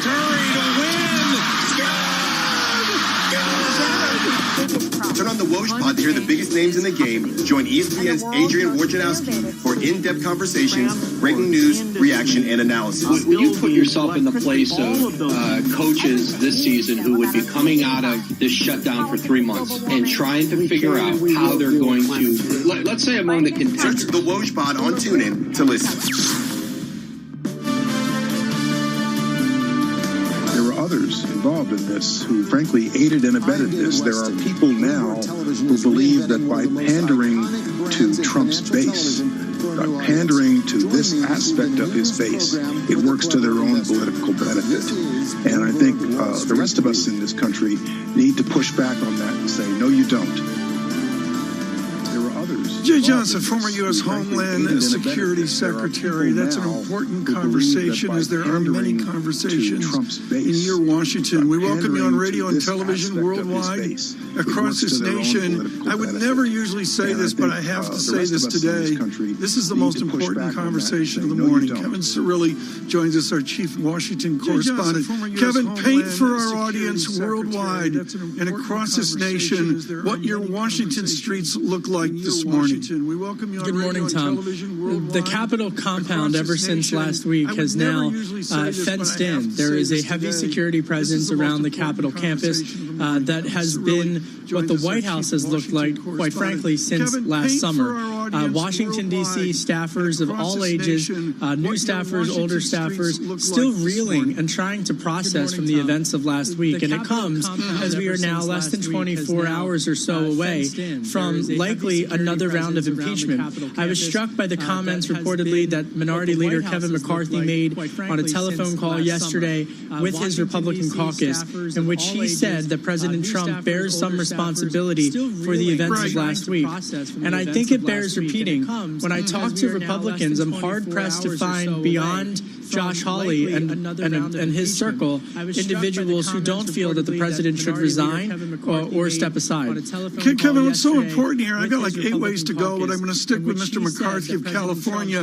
He was in the pool with the president. Is he out of the pool with the president right now? When I talk to there's this sense that the Republican Party is in a period of transition, that the Republican Party is trying to get through the next 8 days and some hours through inauguration, and then it will begin its quest to find a new leader, a new standard bearer, and a new message. And so there's this sense when I spoke with two top Republican staffers to prominent members of one in the party and two in Congress, who said to me yesterday that they don't know where the party goes from here in terms of a leadership structure. Ronna Romney McDaniel was just reelected to be chair of the RNC, and she has been reportedly cleaning house even before last week. But the question of who really has power, there's a power vacuum in the Republican Party right now. There's also a power vacuum in several key departments. I'm thinking of the acting chief of Homeland Security resigning, Chad Wolf. How prepared is the nation to deal with any potential threats leading up to and on inauguration?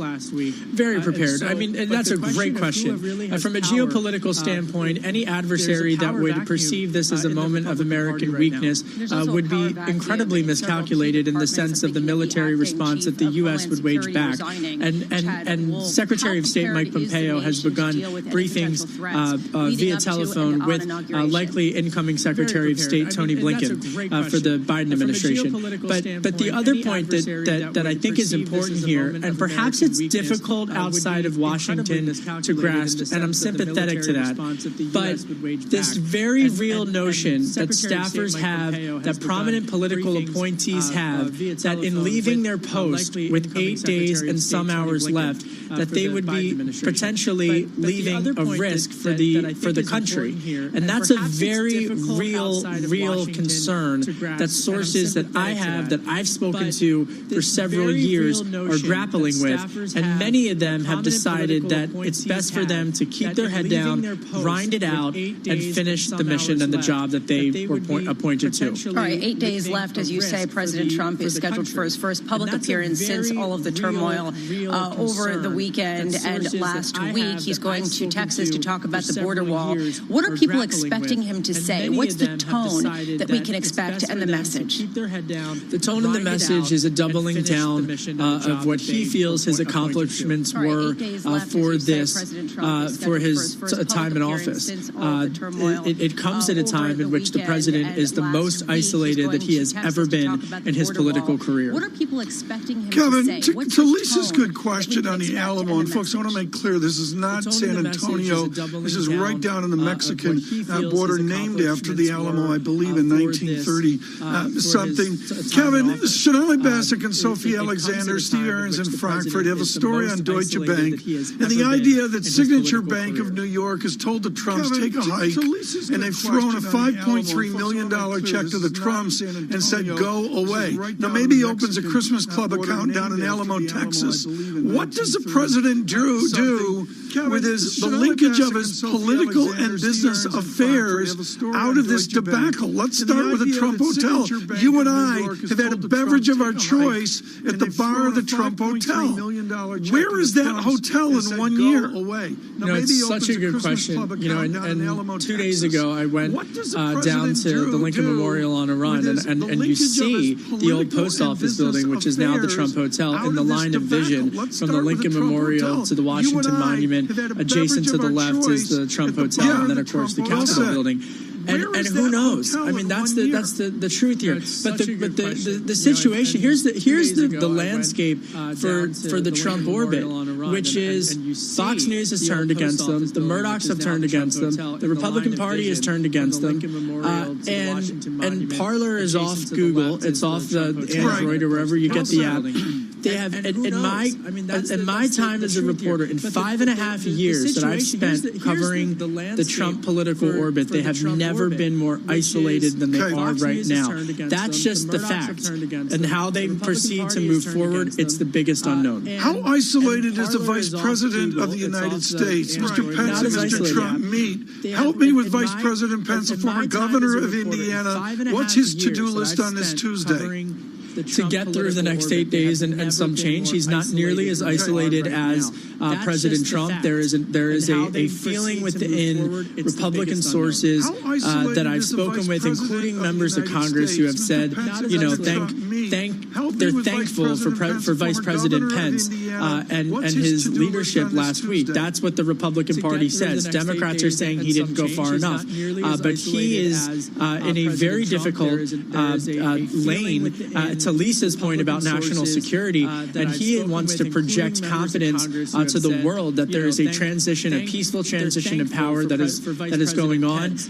But several lawmakers have come out, and Pence, whether you agree with him or disagree with him, has always had this reputation of being a very stoic presence and very measured in his delivery. And there have been lawmakers that have come out publicly on the record and said that they have never seen him so angry as he was for the president's actions last week than they did last week when they were with him. Stay safe. Kevin Cirilli with us, and really with us on this day. This really sort of feels like the first day as we look to the inauguration. Cirilli with a national conversation. Sound on with Mr. Cirilli, 5 p.m.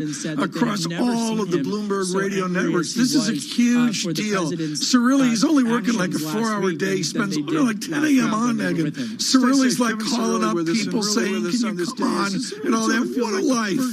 Stay with us for radio and television. Michael Collins on the rate market with P. Jim. Good morning. This is whether you're dreaming of a house the size of a football stadium or a football stadium in the back garden of your house. What you need is dream come true money. Luckily, tonight's Euro Millions jackpot is £37 million. Now that's dream come true money. Euro Millions from the National Lottery. Play on app, online, and in-store. Estimated jackpot, account terms, rules, and procedures apply. Players must be 16 or over. The Sky Broadband sale is now on. Get super reliable, super fast broadband, and anytime calls, all for the super low price of just £25 a month. So everyone can stream shows, get together online, and smash that high score.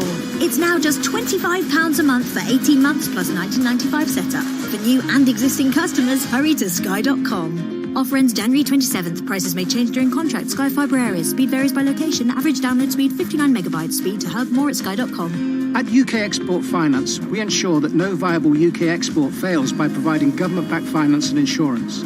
So if you want to expand into new markets, we can help you win contracts with attractive finance terms. If you've got an overseas order, we can help you fulfill it with a working capital loan. And if you're entering a challenging market, we can ensure that you get paid with the right insurance. We've helped hundreds of companies to win contracts, fulfill orders, and get paid. To get the exporter's edge, search UK Export Finance. These days, you get everything online. Your weekly food shop, your updates from work. Hi, everyone. Morning. Everyone okay? Sorry, you're on mute. And your next dream car. At Renault Retail Group, our showroom might be closed, but we are very much open online. Visit renaultretail.co.uk and get up to £750 towards your finance deposit, 2 years free servicing, and just 9.9% APR representative finance. Reserve your car for £99, then click and collect safely from your nearest showroom. Visit renaultretail.co.uk today. Selected cars, conditions apply. If you ever need a break from 24/7 news coverage on TuneIn, remember, you can explore TuneIn's awesome library of music stations, perfect for every mood and activity. Just search music to find what vibe you're feeling.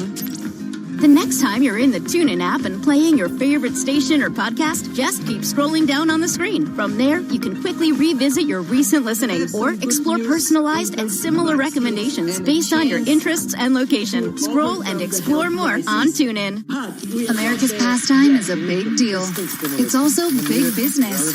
Baseball Biz is the podcast about the business of baseball, covering everything from MLB history and operations to interviews with players, agents, owners, scouts, umpires, and beyond. We have the regular baseball season. We get all involved with everything with, the World Series. Thank goodness. It's the most exciting thing you have. But then you say, what happens after that? Well, you search Baseball Biz in one word on TuneIn to listen. Have you heard the most unscripted, unfiltered, and unhinged sports show in the game?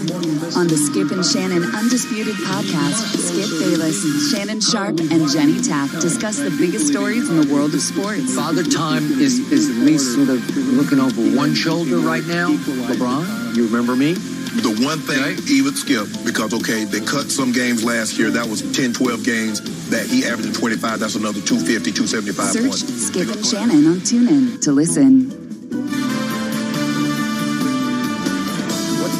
Bloomberg Surveillance. Good morning, everyone on radio, on television, the simulcast. Lisa Bramwitz and Tom King. John Farrell spoke to him yesterday. Farrell is alive. All reports the sabbatical's going well. He's in the third write of the thesis, Lisa. He's like, it's a rewrite. He's really having trouble getting out beyond 142 pages. He's writing about cats, I hear. Cats and pant styles. Yeah, we'll get the full exclusive. We anticipate it's going to be on one of the shelves of the university here in a bit. Let me shelve a data check to you right now. Futures up 12, Dow futures up 78, 23.16. There is a lift in yields, which is important, and we continue to see price down, yield up, and move away. Also, we see it confirmed in Brent crude, 56.50, up 84 cents on global at Brent crude. Okay, what we're going to do right now is we're going to go to Romain Bostic. He's going to bore us with Zoom.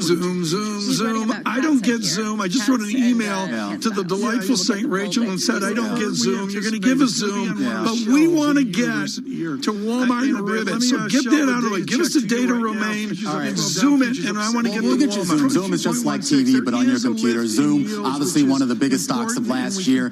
Basically, they're cashing in a little bit. They're having a secondary offering. That's putting pressure on the shares. You're also seeing Lemonade, another big stock I'm sure that you followed in 2020. They're also having a secondary offering, taking advantage of that. I do want to draw your attention to Albertson, the scintillating world of grocery stores there. They're actually going to report earnings soon. And the reason why I bring this up, this was actually one of the biggest IPO flops of 2020. Remember, this company was in private hands for about 14 years. They came out last year at $16 a share. The stock really went nowhere. Expectations really relatively low here. In fact, this is actually one of the most shorted stocks out there. About 15% of the shares are right now in the hands of short sellers in one form or another. They're supposed to report earnings any minute now, Tom. Okay. Keep an eye on it. Get to Walmart, and you got to explain this for old farts like me.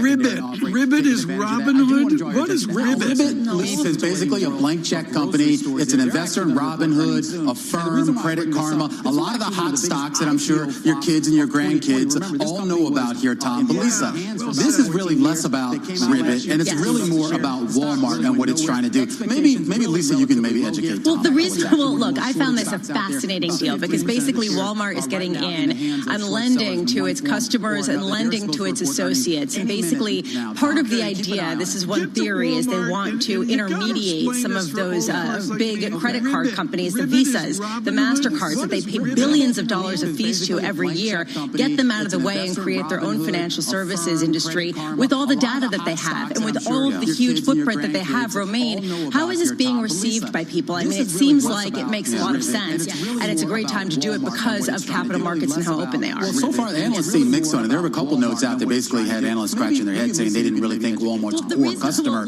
would actually buy into this. But actually, this really isn't necessarily just about the core customer. The divergence that you see between Walmart and Amazon over the years has a lot to do with the fact that Amazon is way more than just a retailer. It has really managed to branch out into a lot of different categories, and it's managed to sort of create this revenue gap there. Walmart has been trying to do the same thing. Some people say this could be sort of modeled off of what Alibaba does, Alipay. This is going to be big, Tom, if Walmart does manage to pull this off. Bostic with the surveillance simulcast audible. Here we go. Take Walmart Ribbit and fold it over to what Affirm is doing in the IPO market. I mean, are Visa and MasterCard and the big banks, are they petrified by all this modern finance? They are, yeah, absolutely. In fact, a lot of them actually been trying to move into that world of modern finance, and they're going to become even more petrified when you have a company like Walmart. Remember, they've been worried about Walmart for a while. Remember, Walmart for a while actually wanted to have its own bank, and you saw what happened. The lobbyists down there in Washington got up and running very quickly to put the squash on that. So, yeah, they're definitely going to keep an eye on Ribbit Leap, and they're certainly going to keep an eye on Ribbit Leap /Walmart. Romain Bostic, thank you so much, and thank you for bringing my grandchildren into it. I got to go. Lisa, would you bring in our next guest? I got to oil the walker.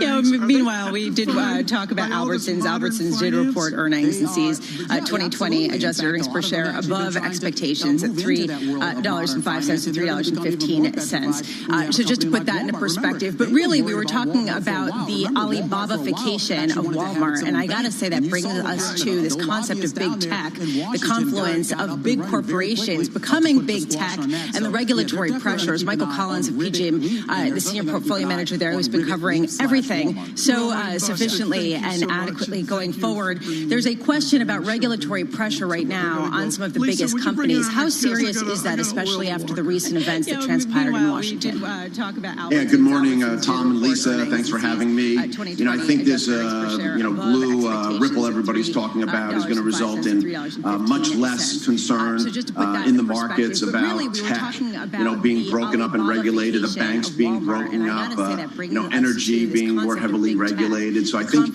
you're seeing a lot of those sectors actually rally and do really well here, and it's because the markets are more sanguine on the forward-looking process. So in other words, people are discounting the degree of regulation that had been feared before, and there's a sort of belief that because the blue ripple is not a blue wave, you won't get that much regulation. Yet some of these are bipartisan issues, right? I mean, with big tech, for example.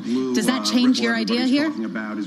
Sure, there's definitely bipartisan support to drive down healthcare costs. There's bipartisan support to keep some of the biggest monopolistic tech companies at bay. But also, there's a lot of momentum in those companies. They are driving employment right now, right? That's where a lot of the employment growth is going, and you don't want to derail that. Where is the money flowing, Michael? I mean, part of PGIM is not only like managing money, but watching what everybody else is doing. What's the money flow right now? Yeah, I mean, we just looked at the other day, Tom, where individuals are allocated, and they are generally over-allocated to equities and under-allocated to bonds. Believe it or not, their allocation to fixed income is at the lowest it's been in 20 years and near the lowest it's been in 50 years. And people are getting older, right? Part of this is not necessarily a flow dynamic. It's a stock dynamic. As equities keep going up, people get over-allocated, and they need to sell stocks and buy bonds. So we're actually anticipating more flows into fixed income this year. I look,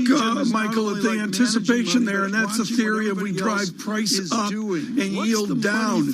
I mean, the whole yield higher bit, you just not buy it because of that reality? Bonds are getting cheaper every day, and stocks are getting more expensive every day, Tom. That's the trend we're in right now, and it's tough to fight that trend. We actually have some dry powder in fixed income here. We're waiting for yields to crest before we get really long duration, before we put on a really big... Well, give us a level. Come on, Lisa's taking notes. I am taking notes. Get out the surveillance pencil, Mike. Give us the level where you guys step in and go price up, yield lower. Yeah, I mean, 1.25 has been our high watermark for a while now, and you're getting there really fast. 150, 160, we're probably max long at those levels, and we may not hit that. I know Friday, Lisa and I had a great conversation, at least I thought so, about forward rates, right? And you look at what's priced in, Tom. This is really important. The 5-year note, is only at 0.5%, but it's priced to be 1.8% in just 5 years. Right, so basically, if you're short duration, if your betting rates are going up, you're effectively betting they're going to go above that forward rate.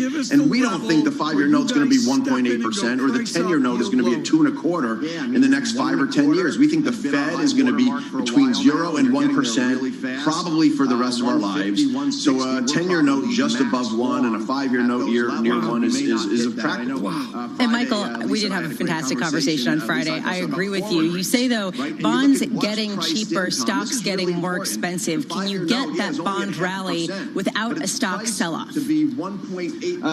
Possibly. I mean, for sure. I mean, I could see maybe at some point in the next weeks or months, if rates keep pushing higher and it causes investors to pull back, it causes valuations on the stock market to pull back, it causes people maybe to think twice about refinancing their mortgage. You could see the Fed step in and maybe ultimately start buying out on the long end, and that could fuel a huge rally in 30-year treasuries, right? So I think there's as those rates keep creeping higher, the probability probability that you're going to get a snap down lower in yields keeps increasing. And when you talk about stocks getting more expensive, do you think that the whole rotation trade into cyclicals, do you think that whole bet on financials, et cetera, has gotten a little bit ahead of itself? No, I think that's still a trade. I think the big risk is in those huge, overvalued, massive, tech stocks that are driving the market. I'm looking at the S&P 500. I'm thinking the day Tesla was added, in December, might mark the sell indicator, right? You might have a 10-year period where the S&P 500 or the NASDAQ have a zero return,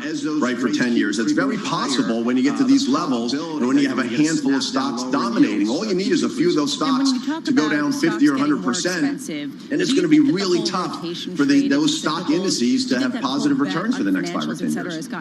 Michael Collins, thank you so much. Greatly appreciate it. That's really interesting, folks, to see that wall of money coming in and where PGIM sets the yield market. Lisa, did you note that Sarah went away like on a 3-week vacation or wherever she did? I don't know what she was doing. She was in the Maldives or something. And she comes back and she puts up a banner. Did you see that? Tom is getting older. Oh, yeah, I did. Did you look at Sarah's back? That's where we get this from. You took personal offense when we were talking about the demographic shifts because they seem to run close to home. On Bloomberg Radio, those banners look so good, coast to coast. Okay, just to bring that, though, into something more serious, this idea of the demographic shift is significant. And there was actually a census study that recently came out that showed that the U.S. population is growing at the slowest pace as it has in decades. And that really raises questions about how high yields can go, about how much growth can pick up, and how the U.S. is going to service all of its programs like Social Security coming up. And this is one of the big structural arguments for bonds not selling off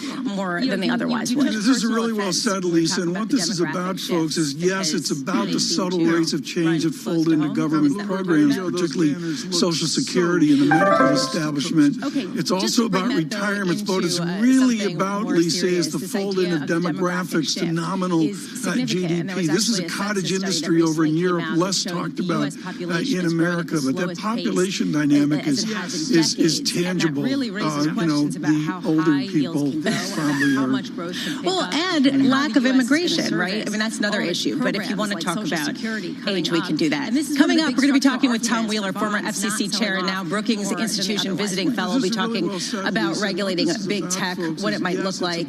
We'll talk about Tom's age. We'll talk about Scotch. This is Bloomberg. Social Security and the medical establishment. Now, with the latest news from New York City and around the world, here's Michael Barr. Lisa, Tom, thank you very much. There is growing concern among federal and local authorities about violence in the lead up to the inauguration. Bloomberg's Ed Baxter has the story. And it's been heightened by the resignation of Homeland Secretary Chad Wolf. His agency, along with FEMA, is in charge of inauguration security. And now there has been credible information regarding threats against state capitals. In California, Governor Gavin Newsom. But I can assure you, we have heightened level of security as it relates to some concerns.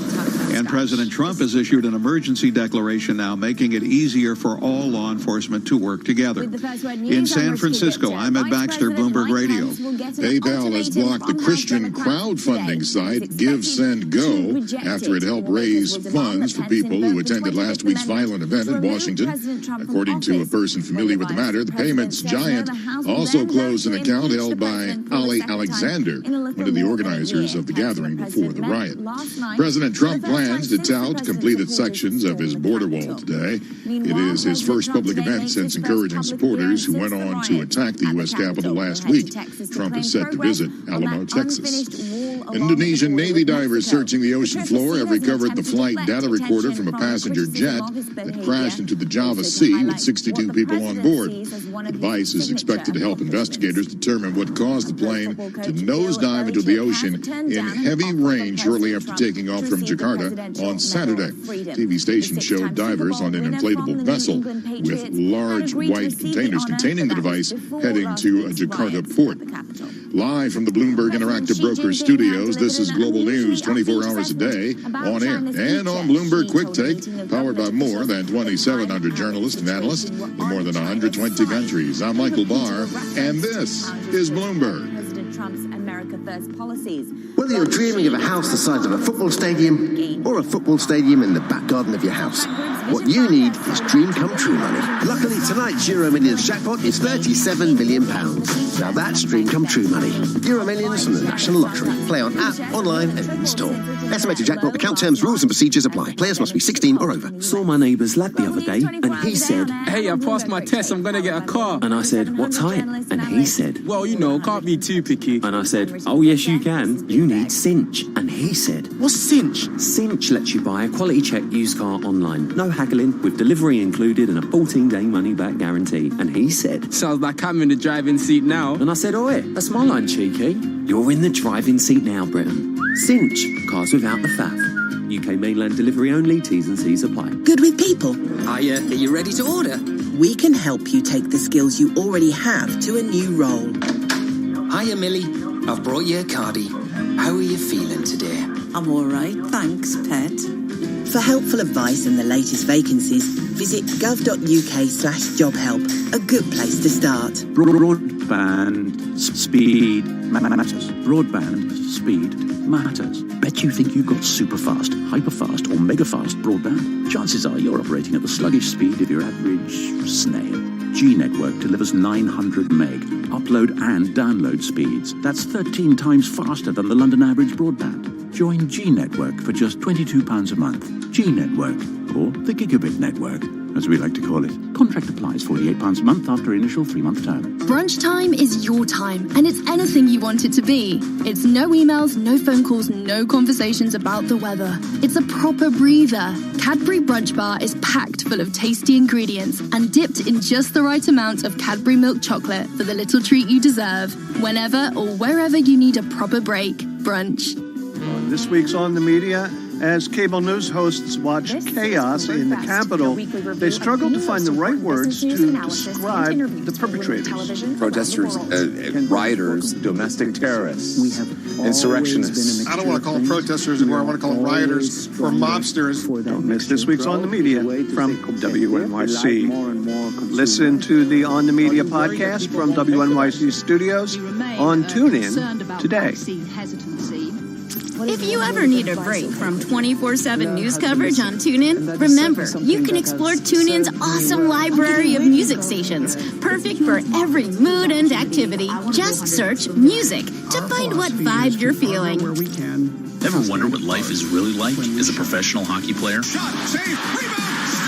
On the Spit and Chicklets podcast, NHL veterans Ryan Whitney and Paul Bissonnette join Barstool sports writer Rear Admiral to share stories from their playing days while bringing their outspoken brand of commentary to the day's top headlines. Yeah, that cameo request turned into an SNL skit. So crazy. How about that?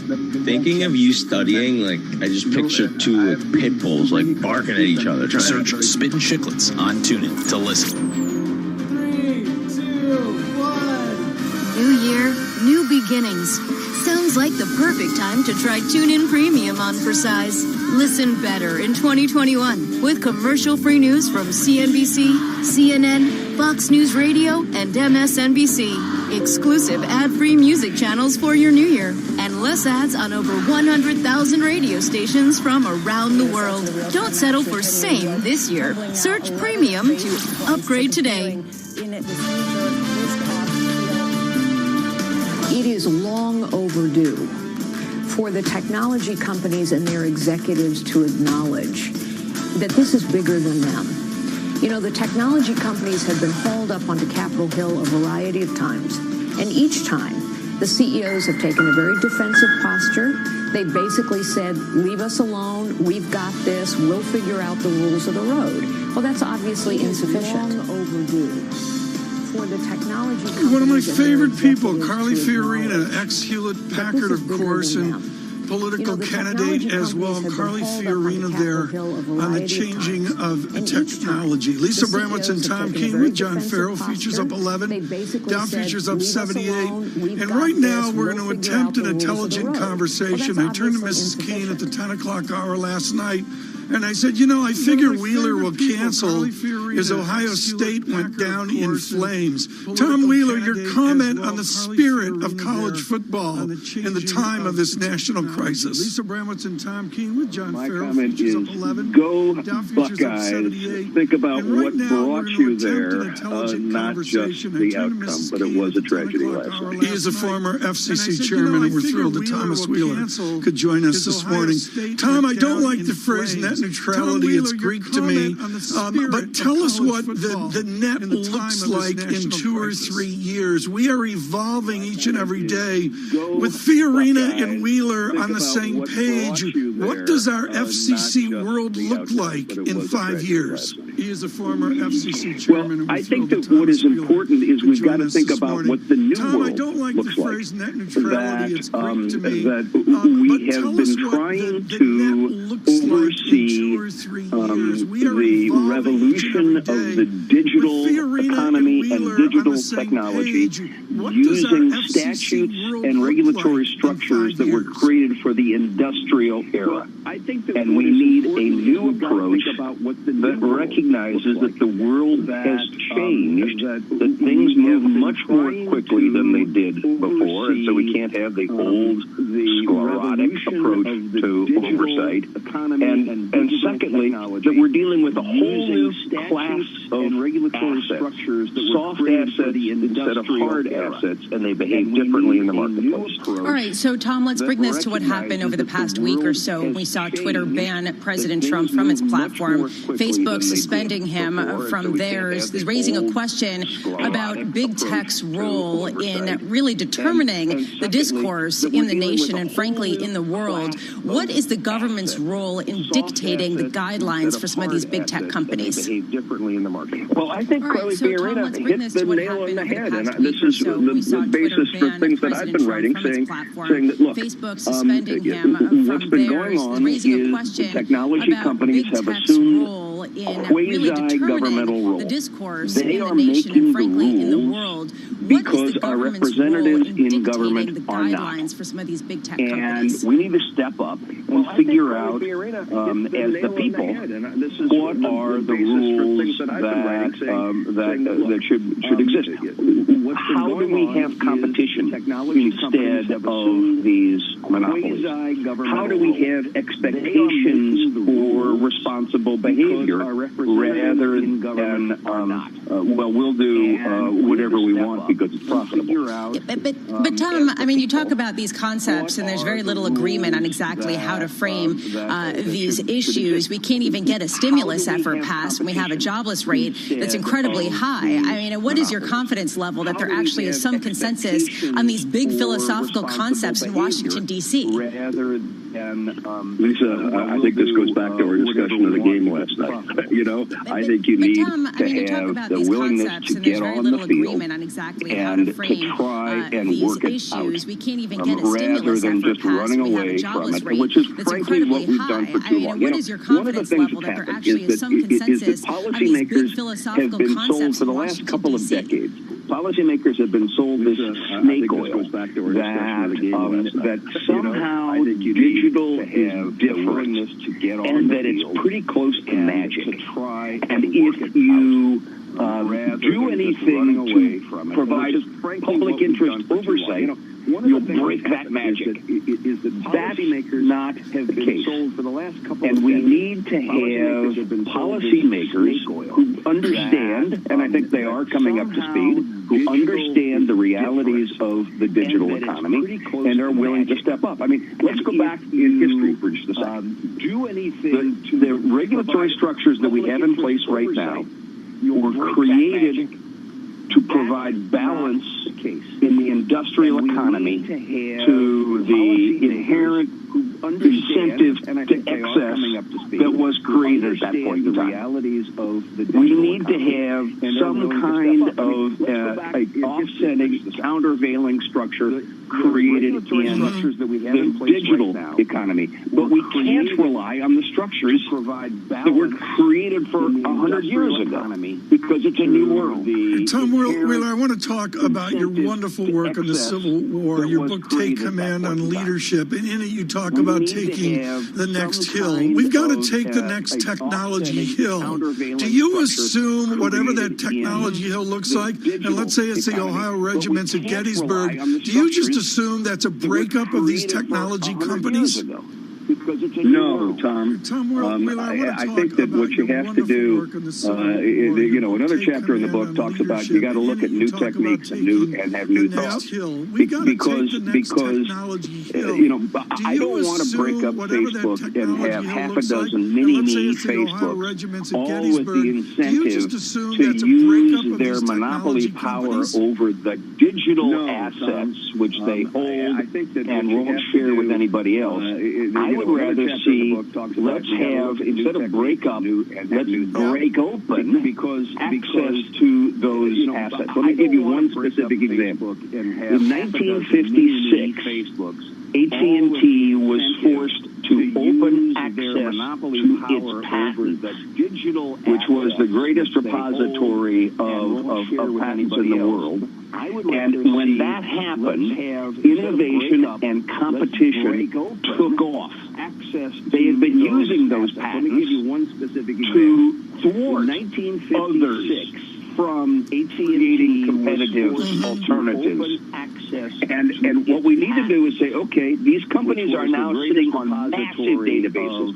We will never be able to compete with them if they continue to hoard those databases. You need to open the databases, not for free, but you need to provide access to the assets that are essential for the digital economy to run. Well, controversial to say the least. Thomas Wheeler, thank you so much. Greatly appreciated. As sworn in the former FCC chairman as well. Lisa, this is complex stuff. To be honest, I've read 4 articles on net neutrality and I still don't get it. Yeah, but his point here on democratizing the data sets of big tech is a really interesting one. How's Mr. Bezos going to respond to that? Well, this is a key question because this is one of their big competitive advantages. And actually, interestingly, in China, they're moving to do something similar with Alibaba, which has been highly controversial as well. Seriously, we're looking for a Jack Ma sighting to say the least. Futures up 11, Dow futures up 73. Stay with us on the simulcast on Bloomberg Radio, Bloomberg Television. Stephen Whiting coming up. This is Bloomberg. Respond to that. Well, this is a key question because this is one of their big competitive advantages. And actually, interestingly, in China, they're moving to do something similar with Alibaba. By playing the National Lottery, you raise £30 million every week for good causes. £30 million. That can build 1 million bee hotels to help the environment. Actually, shouldn't they be called B&Bs instead?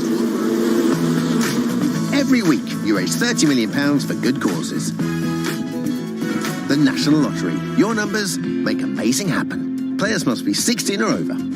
Catch the Premier League on Now TV in a year where the title race is wide open. It's just blistering, it really is. Tonight, 2 top 6 hopefuls meet at Molineux as Wolves take on Ancelotti's Everton. Oh, it's a beauty! And you can watch it live for a one-off price of $9.99. With the Now TV Sky Sports Pass, you only pay for the games that matter to you. Can you believe it? Search Now TV Sports. 18 plus, content streamed via internet, full terms apply.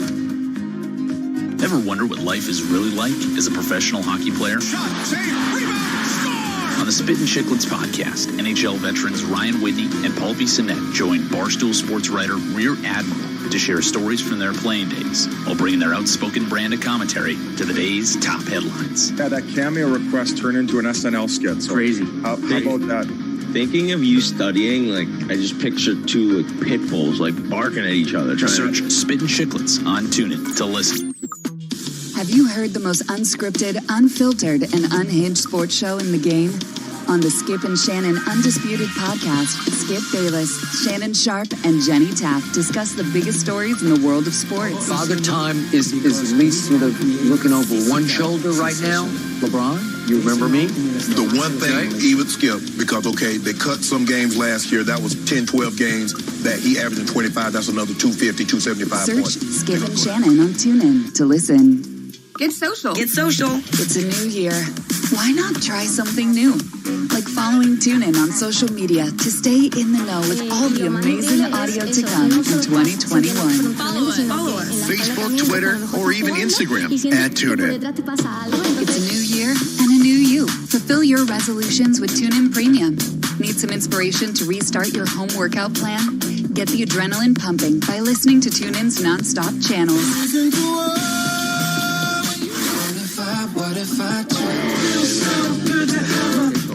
Then wind down while catching up on commercial-free news from CNN, Fox News Radio, MSNBC, and more. Start your 2021 right by upgrading to TuneIn Premium today. The next time you're in the TuneIn app and playing your favorite station or podcast, just keep scrolling down the screen. From there, you can quickly revisit your recent listening while discovering personalized and similar recommendations based on your interests and location. Listening to CNN, MSNBC, or Fox News Radio? Scroll to see a schedule of upcoming programs. Listening to today's hits? Scroll to see the latest songs you just heard. Listening to a live NHL game? Scroll to see when your team's next matchup is. Scroll and explore more on TuneIn. This week on the New Yorker Radio Hour, we'll try to understand how the United States got the pandemic so wrong. Our response never had a national plan. When the Obama administration turned over documents to the incoming Trump administration, among them was the playbook for a pandemic, and the Trump administration just jettisoned that. Lawrence Wright joins us on the New Yorker Radio Hour from WNYC Studios. Listen to this episode on TuneIn today. Capital of the world, 24 hours a day at Bloomberg.com, on the Bloomberg Business app, and at Bloomberg Quick Take. This is Bloomberg Radio. Search on the terminal. Losing their jobs is still just historically high. We're still living through a demand shock of COVID. The bottom has really fallen out of low-income spending. There is a risk we are somewhat priced to perfection in terms of the vaccine rollout. The market is starting to tell you, hey, spending is going to come. In the last several weeks, the mood has changed dramatically. Last year was all about hoarding cash, putting it on your balance sheet, make sure you survive. This year it's more about investment. This is Bloomberg Surveillance with Tom Keene, Jonathan Farrow, and Lisa Abramowitz. Jonathan Farrow, Tom Keene, Lisa Abramowitz, good morning. This is Bloomberg Surveillance on Bloomberg Radio and Bloomberg Television. John Farrow off today. Tom, Washington drama mounting. We've got 8 days left. It will be 8 days of drama-filled action in Washington, D.C. We've been talking about how nothing matters. It matters. People are just looking at money, more of it from Washington. So looking at more of it, and also the headlines coming out. This is a Washington waking up as we welcome you on radio and TV across this nation. The Secretary of State, massive controversy yesterday over Yemen. Real outrage, I'm told, across both parties on the Hill today. Mr. Pompeo commenting, those who participated in capital attacks are criminals. The Secretary goes on to say history will reflect on, quote, good work the Trump administration did. So some of the beginning headlines of an historic Tuesday morning. Lisa, to the markets, and I know we're going to get to this in Steve Whiting in a minute. To me, Lisa, the major message, if you can bring it up, Nat, bring it up right now. The 4-day 10-year chart just simply shows yield up and price down. Yeah, this idea that people are expressing their reflation trades in that yield curve that's steepening, in that 10-year yield that's the highest since March 2020. But really interesting what Michael Collins said, which is how much more room does this have to go? At what point do people start seeing bonds as cheap relative to growth expectations, Tom? Well, no question about it. Again, I would note secondarily, Lisa, comment on oil up. I mean, Jeff Curry at Goldman Sachs looks smart. Ed Morse working with Steve Whiting at Citigroup talking $60 a barrel. We may get there by Romaine Bostick's show this afternoon.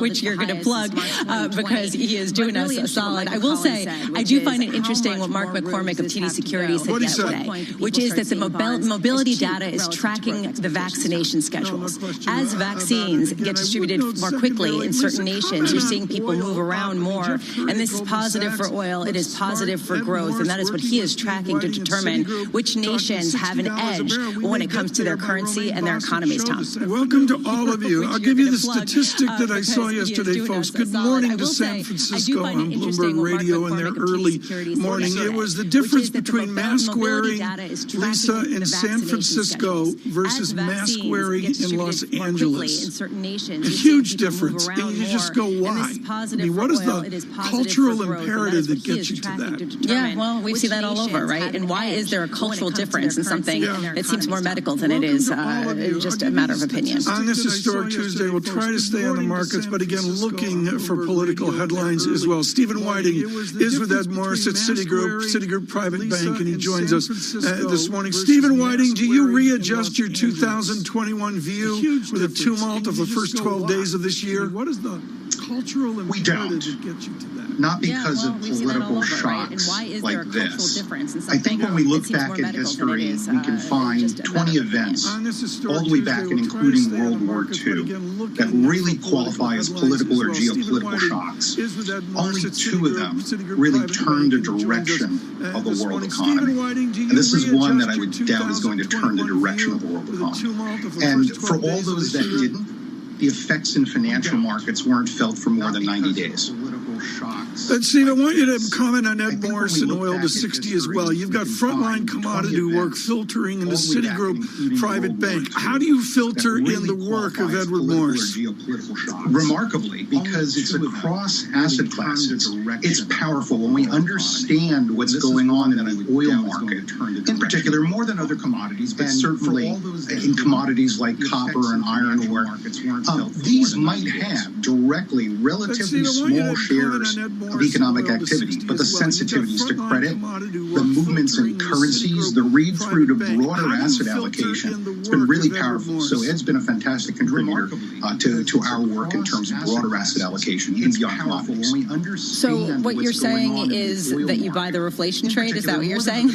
Oh, I do, because I believe in a vaccine. And we see already with just 3 producers, probably 5 billion vaccine doses will be distributed over the course of 2021, and that's not the end of the vaccine pipeline. And you can hear it from the Federal Reserve, if you don't want to believe me, that the course of the virus, the pandemic, and the vaccines will really determine the course of the future economy. This has been an external exogenous shock. We came into this event relatively healthy with low inflation rates, no booms in any industries, and this virus knocked us down incredibly deeply. It's changed every asset price in the world, and when it leaves, it will change every asset price in the world. And there's a lot of the economy that can still be restored.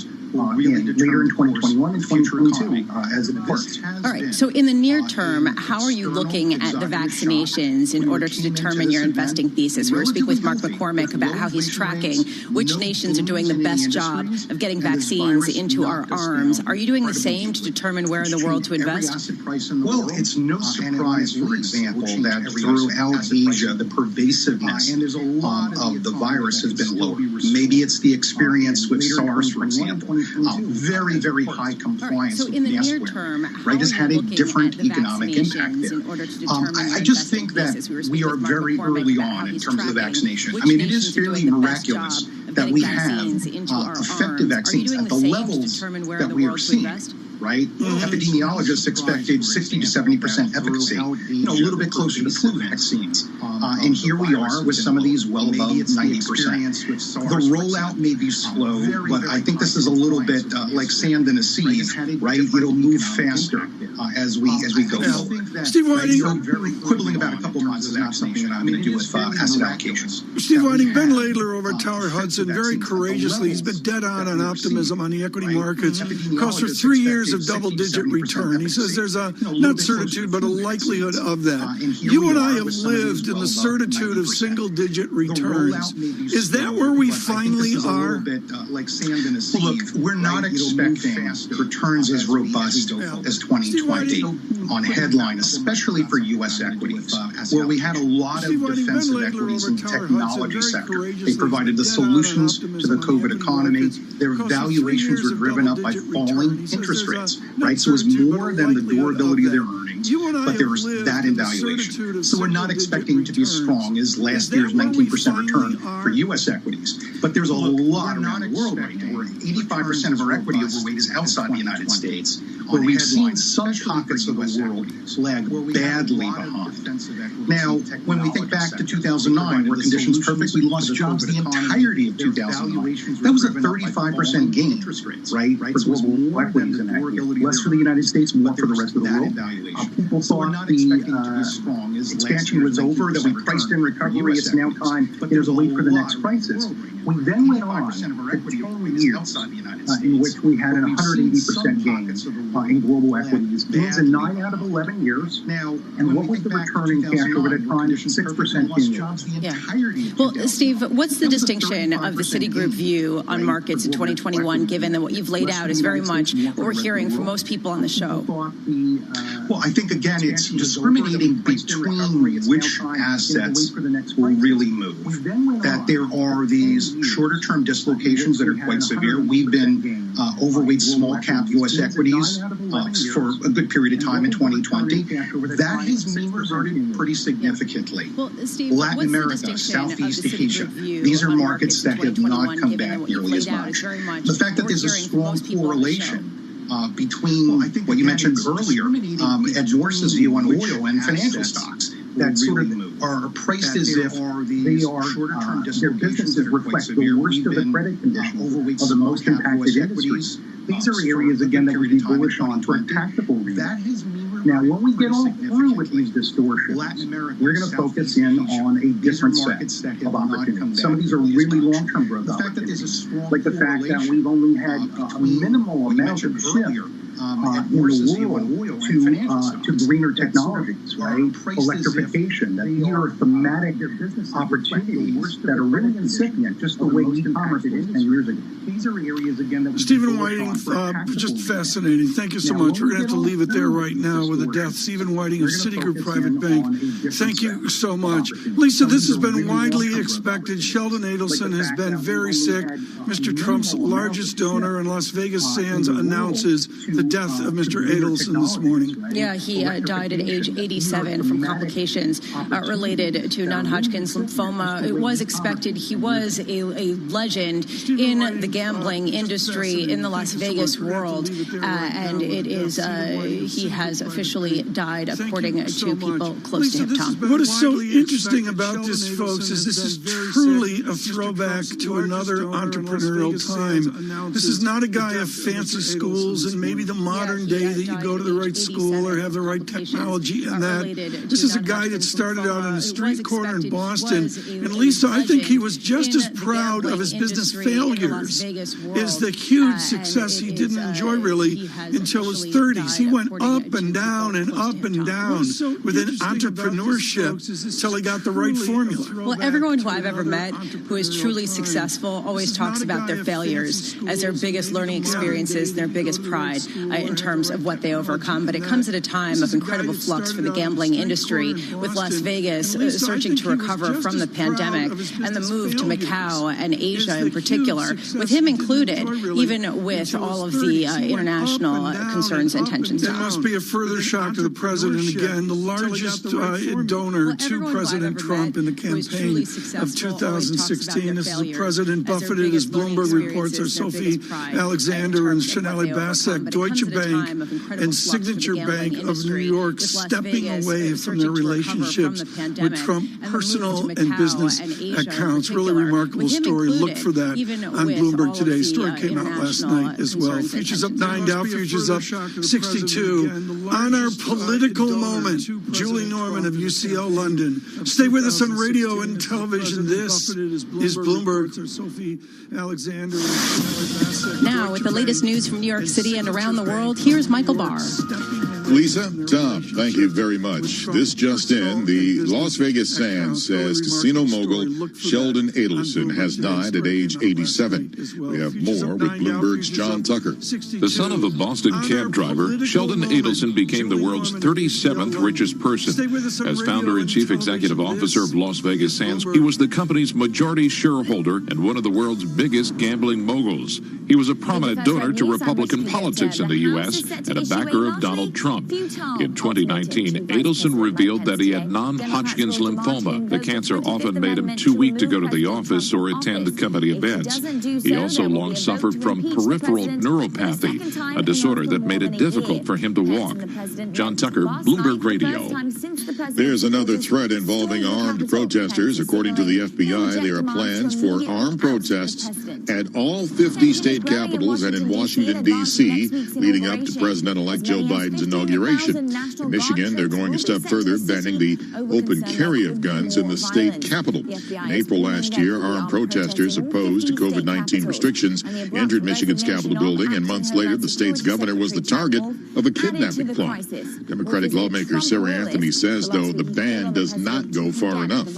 I think it is a step in the right direction, but whether a firearm is, on your hip or it is hidden in a coat, it's still a deadly weapon. The warning comes just days after the bloodshed during last week's deadly siege at the U.S. Capitol. Live from the Bloomberg Interactive Broker Studios, this is Global News 24 hours a day on air and on Bloomberg Quick Take, powered by more than 2,700 journalists and analysts in more than 120 countries. I'm Michael Barr, and this is Bloomberg.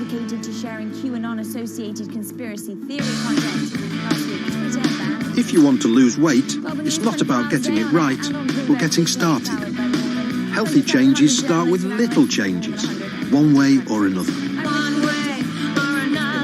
And help you to feel better, inside and out, so you'll be healthier and more able to fight diseases. The NHS has lots of ideas to help you lose weight.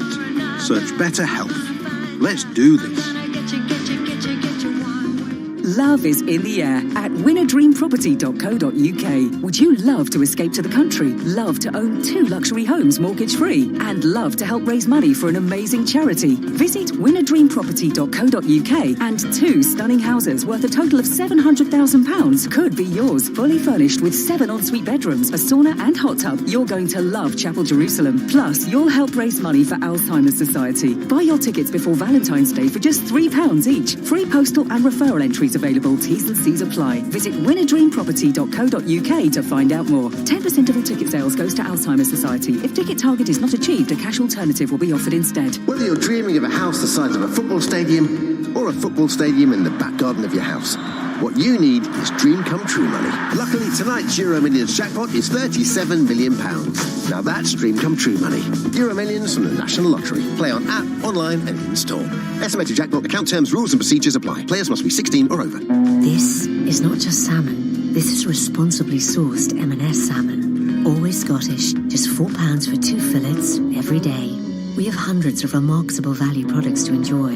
This is not just value. This is here to stay every day, remarkable value from M&S. All our stores are open. So I called me mate Tom and I said, I'm waiting for me Chinese to be delivered. What are you up to? And he said, I'm waiting for me car to be delivered from Cinch. I said, oh, Cinch. And he said, yeah, Cinch. Like you said, Cinch lets you buy a quality check used car online with a 14-day money-back guarantee. And I said, delivery included right to your door. Yeah. Oh, speak of the devil, that's my lemon pepper chicken. And he said, nah, that's my tasty motor. You're in the driving seat now, Britain. Cinch. Cars without the faff. UK mainland delivery only, T's and C's apply. If you know anything about the world of professional soccer, you know they don't call it Premier League for nothing. On the Two Robbies podcast, listen to former players Robbie Mustoe and Robbie Earle discuss the top storylines and matches from the most exciting soccer league in the world. I mean, it's a sackable offence, by the way. It's a sackable offence, Robbie Mustoe, at this level of football. Yeah. Search the Two Robbies using the number 2 to listen. If you ever need a break from 24/7 news coverage on TuneIn, remember you can explore TuneIn's awesome library of music stations perfect for every mood and activity. Just search music to find what vibe you're feeling. My number one priority is getting vaccine in people's arms, like we just did today, as rapidly as we can.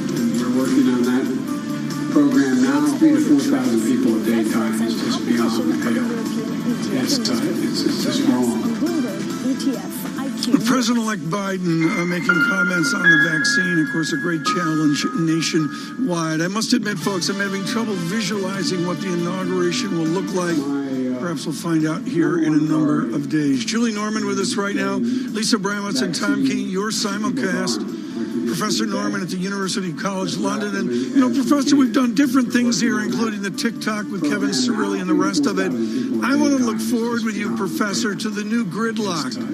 Democratic president, Democratic Senate, Democratic House. Why are we even talking about gridlock? I must admit, folks, I'm having trouble visualizing. Tom, I think there's always going to be a bit of gridlock in Washington, but for Biden especially, yes, he does have a majority now in the Senate after the Georgia runoff, but that's an extremely slim majority, with the Senate being 50-50 and just having the vice president as a tiebreaker, and only a 4-seat majority in the House, one of the slimmest in recent memory. So just because of that, it's going to be tough to get legislation through, especially in the Senate, where most meaningful legislation requires 60 votes, not just the simple majority. And even more than that, there's some surmising sometimes that having a closed House and a closed Senate increases opportunities for compromise and bipartisanship. But in fact, we sometimes see the opposite, that in fact, often the minority party is even less likely to compromise in those situations because they don't want to give the majority a win. If we somehow get beyond our national catastrophe, how does a minority react to not owning either of the three houses? What do the Republicans do based on history's take? Surmising sometimes that well, what we've seen historically is that, again, whichever party is the minority, Republicans or Democrats, Republicans in this case, would try and stymie some of that legislation that the majority party wants to put through. For Joe Biden and for Democrats right now, the emphasis will most likely be on further stimulus bills, further corona relief. We can expect that there will be some opposition to that in the Senate, starting with opposition to, say, the increase of $2,000 checks or increasing some of the aid to state and local government. So we'll see some kind of digging in and just trying to create some barriers to having that legislation go through smoothly. Julie, meantime, we're talking about impeachment yet again in Congress, even though we have 8 more days of President Trump's tenure. Is this more of a damaging effect on Joe Biden's entry into the presidency than it is a help to the Democrats? Well, Lisa, I think that's a big question for Democrats right now. Certainly, Joe Biden has not thrown his weight behind the impeachment proceedings. He's pretty much just said, I'll let Congress do what they decide. However, Biden definitely wants to be able to hit the ground running. He wants to be able to have his cabinet members and especially his national security team confirmed right away. He wants to get to work on the vaccination program and also, again, on some of this relief and stimulus bills. And he really doesn't want the whole Senate ground to a halt over an impeachment proceeding, especially one that is unlikely to even get all the votes necessary for a two-thirds conviction to bar Trump from future office. And, you know, some have said, does this also divide the country further, just deepen grievances and undermine Biden's whole messaging around unity and healing? So I'm sure that's certainly on his mind, too, although his team is trying to spin it as more of an opportunity than a deepening problem right now. But it's going to be an uphill battle for Biden regardless, and an impeachment is going to make it even trickier for him to navigate those waters. Yeah, I mean, I've been wondering, you know, what's the point at a certain point? If it's not going to get through, if they're not going to actually get Trump out of office, he only has 8 days left. Why go through this exercise? And some people have argued, well, perhaps this has international ramifications in terms of edifying the United States' view as a democracy that's united. Do you have any sympathy for that view? Well, there certainly is the sense of what this looks like to the rest of the world. Obviously, the images from last week, many saw as really hurting the global image of the U.S. as a sort of similar bastion of democracy. I think it's more important, though, for internal messaging and optics for most Democrats, the sense of saying to their own voters and to the country more broadly that this kind of behavior, this kind of incitement can't be a precedent. And essentially saying that this is that the body would be without integrity if they didn't pursue impeachment proceedings because of this.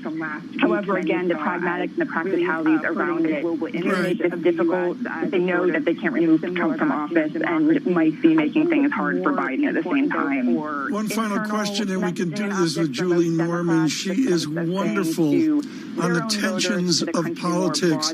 Julie, this has been under our radar because of the news flow, and this is the foreign policy exit of the Trump administration on Cuba, and particularly overnight on Yemen.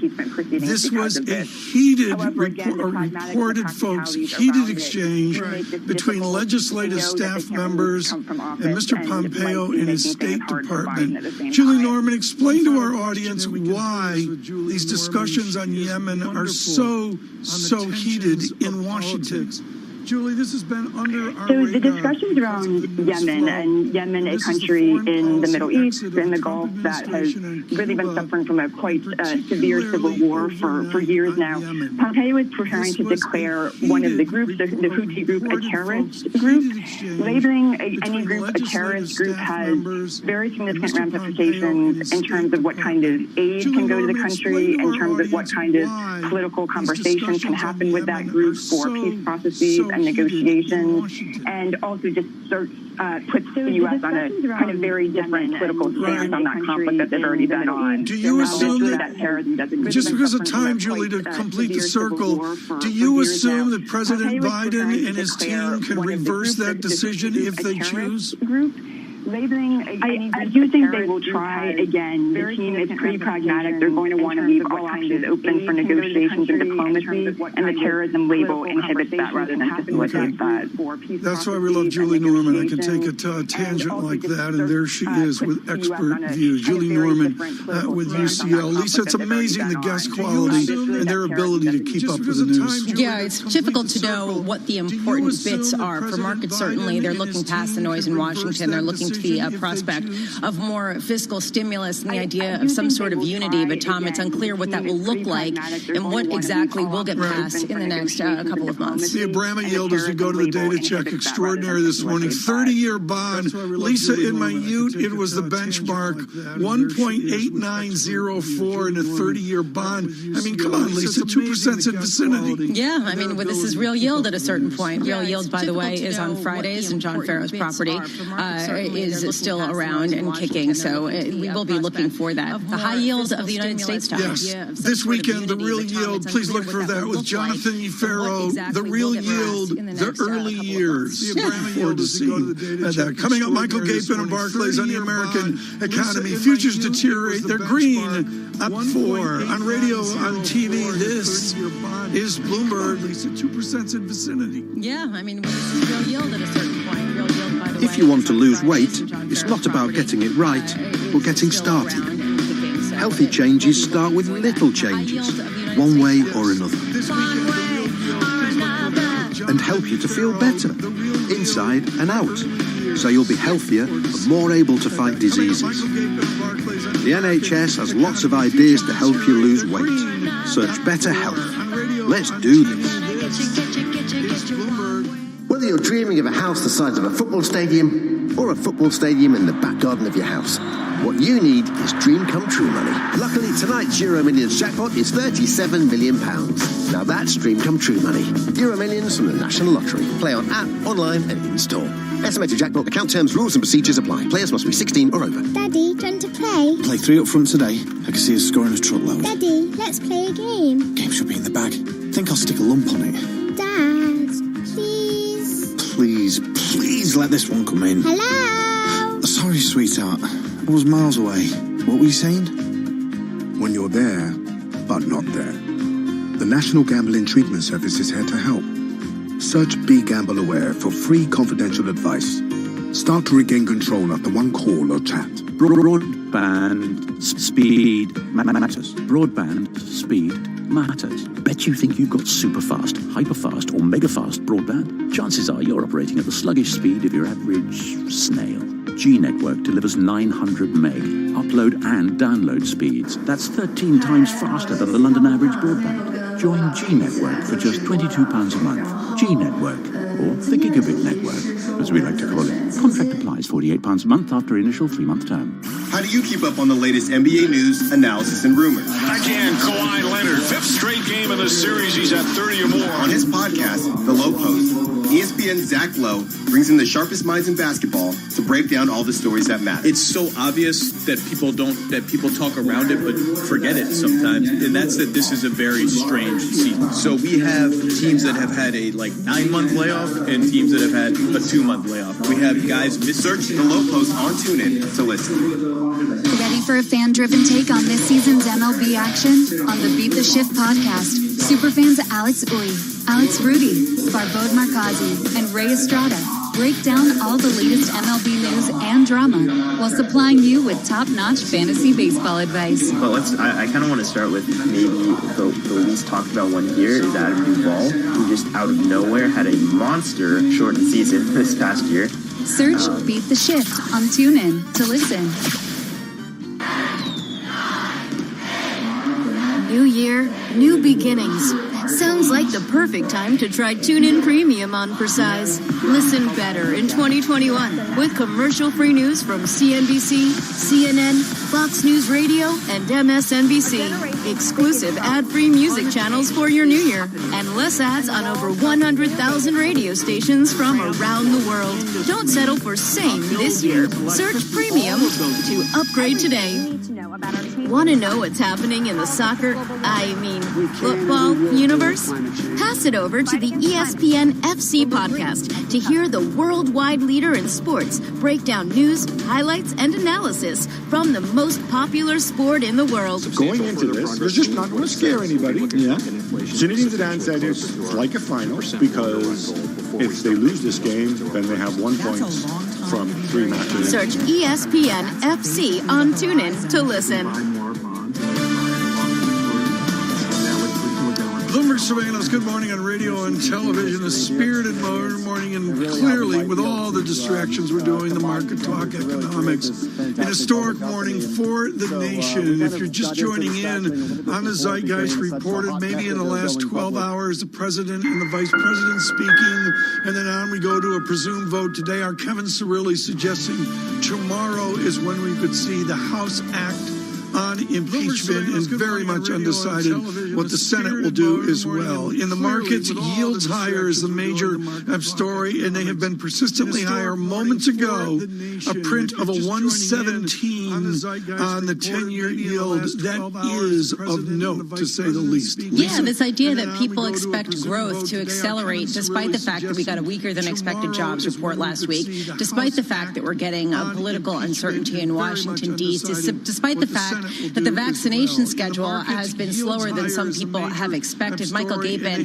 covering it all from Barclays, chief U.S. economist. Michael, do you think that people have shrugged off perhaps a little too quickly the jobs report we got last week, as well as some of these other hangover effects on the economy? Good morning, Lisa. Thanks for the question.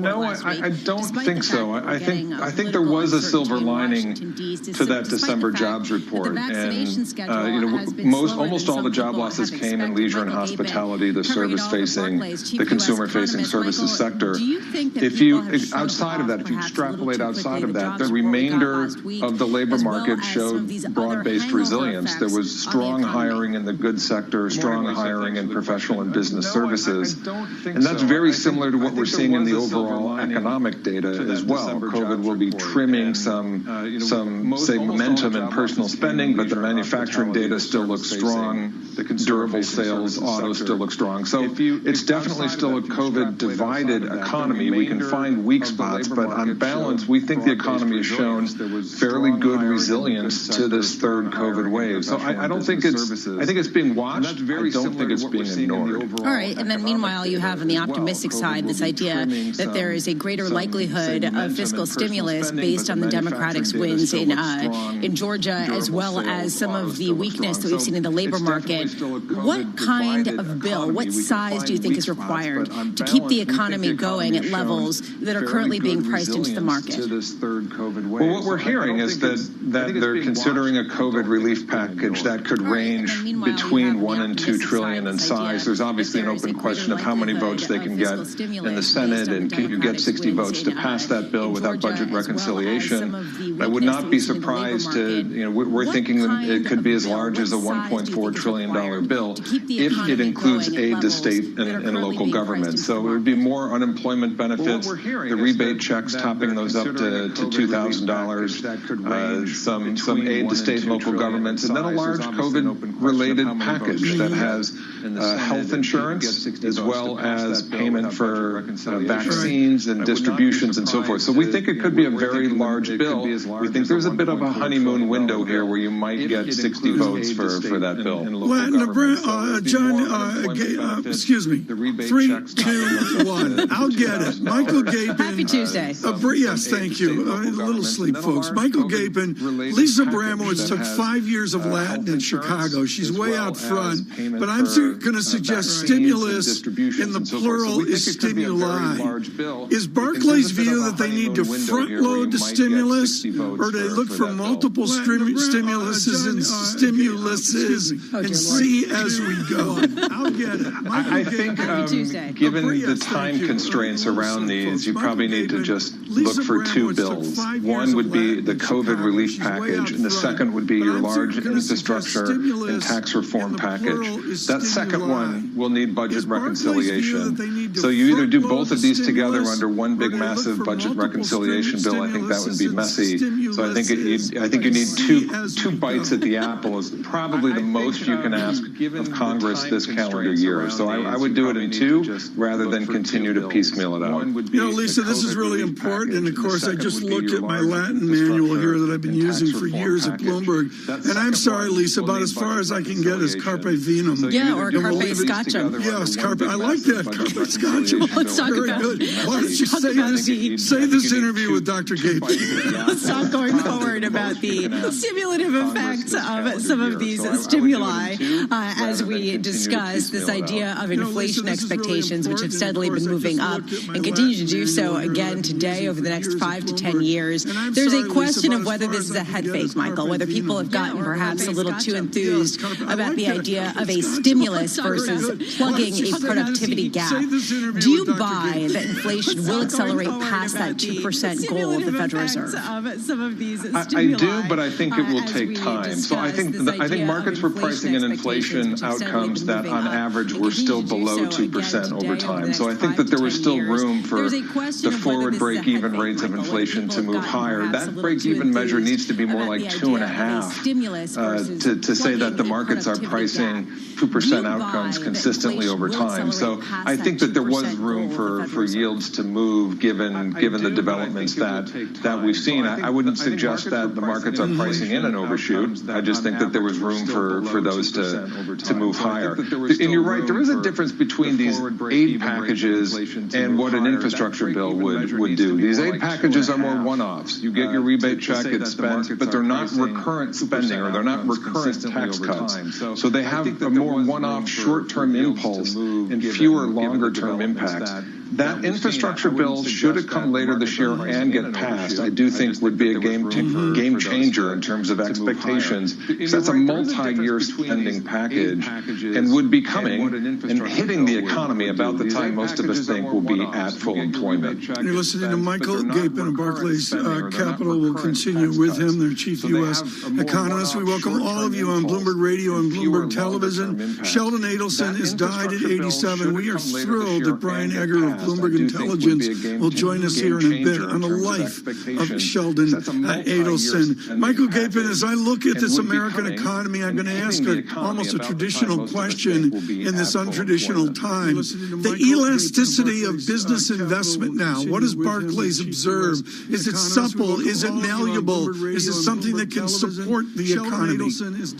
We think it can. In fact, we think that it still has room to run in that regard. That at least on the factory output side of the equation, output still has room to expand to meet where demand is. We've had declines in inventories now for 4 consecutive quarters. We think the outlook for business spending on a number of fronts looks quite good. So, and I think economists would generally say, look, business spending and investment is going to follow demand. If you keep plugging in stimulus aid bills and you follow with an infrastructure bill, that lays a very good groundwork for business investment spending to follow. So we are encouraged for the outlook for business spending and are looking for very solid rates of growth going forward. Do you buy that the labor market can come back much more quickly than in previous recessions because this was an exogenous shock and not necessarily the same sort of traditional recession? Yes, I do. We agree with the sentiment that the economy had few imbalances when it headed into the pandemic, and the pandemic being kind of a discrete shock on one particular set of the labor market. And I think the economy has generally followed most people's upside case, the best case scenario in terms of how quickly vaccines have come and how responsive monetary and fiscal policy have been. So if we are on the path to population immunity this year, we would expect scarring in labor markets to be limited, and we think you can get a lot of employment growth over the next few years, which will just be soaked up by a rise in participation. Therefore, the unemployment rate won't fall as fast, and won't generate as much near-term inflationary pressure. So we are in agreement with that view. Just going forward a number of years, a lot of people point to the dramatic shifts in the labor market that really were accelerated during the pandemic. And Shonali Bosick of Bloomberg News and Bloomberg Television put out a piece in the magazine that we have talking about the biggest risks that big Wall Street thinkers are concerned about. One of them is the increasing irrelevance of lower skilled workers and this idea that that's going to become an increasing issue. Is this something that you have your eye on, that you think that this pandemic has accelerated with the gap between the wealthier and the less wealthy, with the people who have skills and the people who don't? I do think it's been an accelerant. It's revealed that. I think it's another data point that tells people, yes, the gap is there, and it's something we need to look at. But I also think it's an accelerant and accelerated that process. So I also think tax reform later this year may have more elements than we think. So there has to be, I think, I think what policymakers would say and people who look at this question would say, we need better effort at redistribution policies. We need better efforts toward comprehensive health care, education, retraining. It has to be not just taxes, but also public policy across the board. So yes, I agree with it. I don't look at it as much, given my role is more kind of a cyclical analyst on the U.S. economy. Where are we now versus our longer-term potential?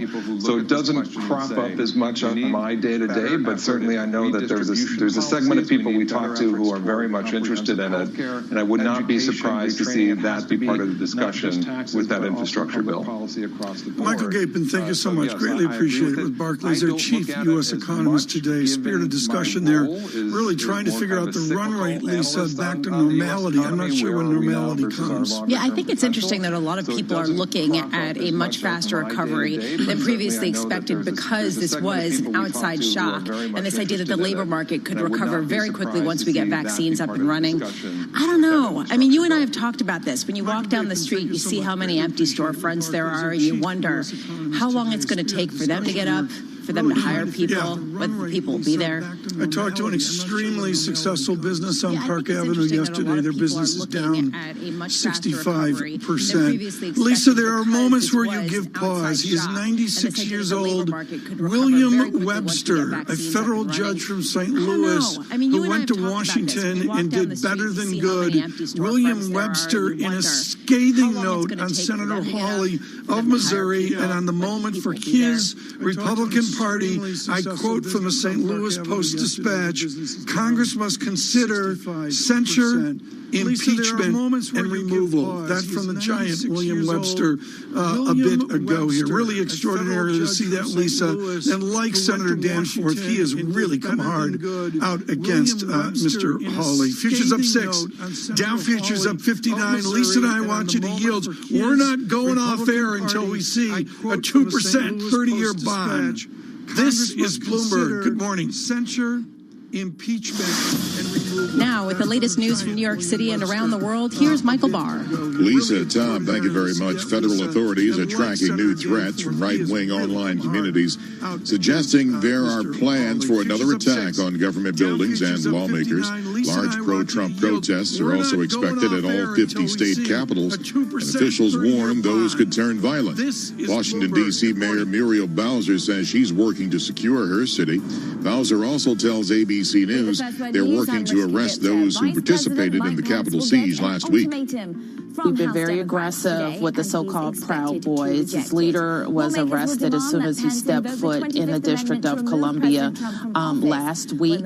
Our intelligence officials who are local are working hand in hand with the FBI. 2 members of the U.S. Capitol Police have been suspended over their conduct during last week's violent insurrection, and over a dozen others are being investigated. Ohio Democrat Congressman Tim Ryan says that the suspended officers took selfies with rioters and directed the protesters. One was the selfie officer, and another was an officer who had put a MAGA hat on and started directing some people around. The Las Vegas Sands says Chairman and CEO Sheldon Adelson died last night from complications related to treatment for non-Hodgkin's lymphoma. His wife referred to Adelson as an American patriot, a U.S. Army veteran who gave generously to wounded warriors. The casino mogul took a leave of absence last week for cancer treatment. Sheldon Adelson was 87. Live from the Bloomberg Interactive Broker Studios, this is Global News 24 hours a day on air and on Bloomberg Quick Take, powered by more than 2,700 journalists and analysts in more than 120 countries. I'm Michael Barr, and this is Bloomberg. The world's largest casino operator. He was a Whether you're dreaming of a house the size of a football stadium or a football stadium in the back garden of your house, what you need is dream come true money. Luckily, tonight's Euro Millions jackpot is £37 million. Now that's dream come true money. Euro Millions from the National Lottery. Play on app, online and in-store. Estimated jackpot. Account terms, rules and procedures apply. Players must be 16 or over. At UK Export Finance, we ensure that no viable UK export fails by providing government-backed finance and insurance. So if you want to expand into new markets, we can help you win contracts with attractive finance terms. If you've got an overseas order, we can help you fulfill it with a working capital loan. And if you're entering a challenging market, we can ensure that you get paid with the right insurance. We've helped hundreds of companies to win contracts, fulfill orders, and get paid. To get the exporter's edge, search UK Export Finance. Daddy, do you want to play? Play 3 up front today. I can see us scoring a truckload. Daddy, let's play a game. Game should be in the bag. I think I'll stick a lump on it. Dad, please. Please let this one come in. Hello? Sorry, sweetheart. I was miles away. What were you saying? When you're there, but not there. The National Gambling Treatment Service is here to help. Search Be Gamble Aware for free confidential advice. Start to regain control after one call or chat. Ready for the loudest, most correct sports opinions in the history of the spoken word? Feels great. We got it cleaned the other day. It's already dirty again, but that's what we like. On Pardon My Take, a.k.a. your favorite news sports podcast, Big Cat and PFT Commenter bring you daily topics, special guests, and a money-back guarantee for a better life. Passes are so bad. It was pass interference, but the pass was so bad. You're like, but it can't be pass interference. Search Pardon My Take on TuneIn to listen. Need your daily fix of hockey talk? On the Locked On NHL podcast, join a rotating cast of league insiders for daily shows analyzing all the latest news, rumors, and predictions around the National Hockey League. The Chicago Blackhawks are on the clock, and they haven't submitted a pick because, much like real-life fantasy drafts, everybody takes the full allotment of time. Yeah. It's been almost 2 hours, and we're only halfway through the draft. Especially the number 1 pick. Like, why does the number 1 pick? Search Locked On NHL on TuneIn to listen. The next time you're in the TuneIn app and playing your favorite station or podcast, just keep scrolling down on the screen. From there, you can quickly revisit your recent listening or explore personalized and similar recommendations based on your interests and location. Scroll and explore more on TuneIn. Want to know what's happening in the football universe? Pass it over to the ESPN FC podcast to hear the worldwide leader in sports break down news, highlights, and analysis from the most popular sport in the world. Going into this, you're just not going to scare anybody. Yeah. Zinedine Zidane said it's like a final because if they lose this game, then they have 1 point from 3 matches. Search ESPN FC on TuneIn to listen. You don't have to wait until spring training to get back into baseball. Just turn on the Roto World Baseball podcast to stay current on the latest offseason stories, along with scouting reports and strategies for spring training your own fantasy baseball team. We've seen statistically over the years, baseball is one of the most coin-flippy sports when it comes to the postseason. We talk about a team that's also got the second lowest batting average in the American League. Search Roto World Baseball on TuneIn to listen. Safe! Look at what's happening with cases, hospitalizations, and our fatality rate. We need to increase our diligence right now over these next 4 to 6 weeks will be very critical. That was Dr. Deborah Birx, State Department Coronavirus Response Coordinator. We're going to be discussing the vaccination rollout, the effect on the economy. Coming up on The Open, we have a great conversation with Joaquin Fels, PIMCO Global Economic Advisor, talking about what to expect as everyone doubles down, Tom, on that reflation trade. Again, yields moving higher today, 30-year bond 1.89%, a little bit of lift in equities as well. Sheldon Adelson is dead at 87. He's been very sick with cancer, and of course all of this coming with a tumult for President Trump. We have seen the president confront an impeachment today, maybe an impeachment vote tomorrow. But there's also the Sheldon Adelson growing up dirt poor in Boston, starting out, succeeding, failing, succeeding, failing, and not really doing a lot until well into his 30s, where he became a most successful entrepreneur. Had finished in Las Vegas with huge wealth and huge success. Brian Edgar joins us, Bloomberg Intelligence senior gambling analyst, as we look at the Las Vegas of Mr. Adelson. Brian, there is a Venice in Las Vegas. It's dry, it's parched, and there's a Rialto Bridge, and you can look off the Rialto Bridge at what Sheldon Adelson created. What is the distinction of an Adelson casino in business versus the other entrepreneurs and magnates of Las Vegas? Thanks. I think you're right. Not only is Sheldon Adelson credited with those types of thematic developments in Vegas, but also really identifying the Cotai area of Macau as an opportunity for mass gaming development. So certainly his unfortunate passing leaves us with a lot of contributions that are notable. They were international in nature. He seemed to be fearless about that. What is the path forward? I mean, if I could gamble on sports in America, how does that change what he wrought and what he leaves? Certainly, with most of the operations coming in Asia, the company has already suggested at least the possibility of being receptive to monetizing some assets, perhaps in Las Vegas. But I think going forward, the likelihood in our view is that Robert Goldstein, the acting CEO and chairman, and recently COO and president, would be a likely successor. He's certainly capable, well respected, and much of the company's initiatives would likely be continued under his stewardship if that were to be the case.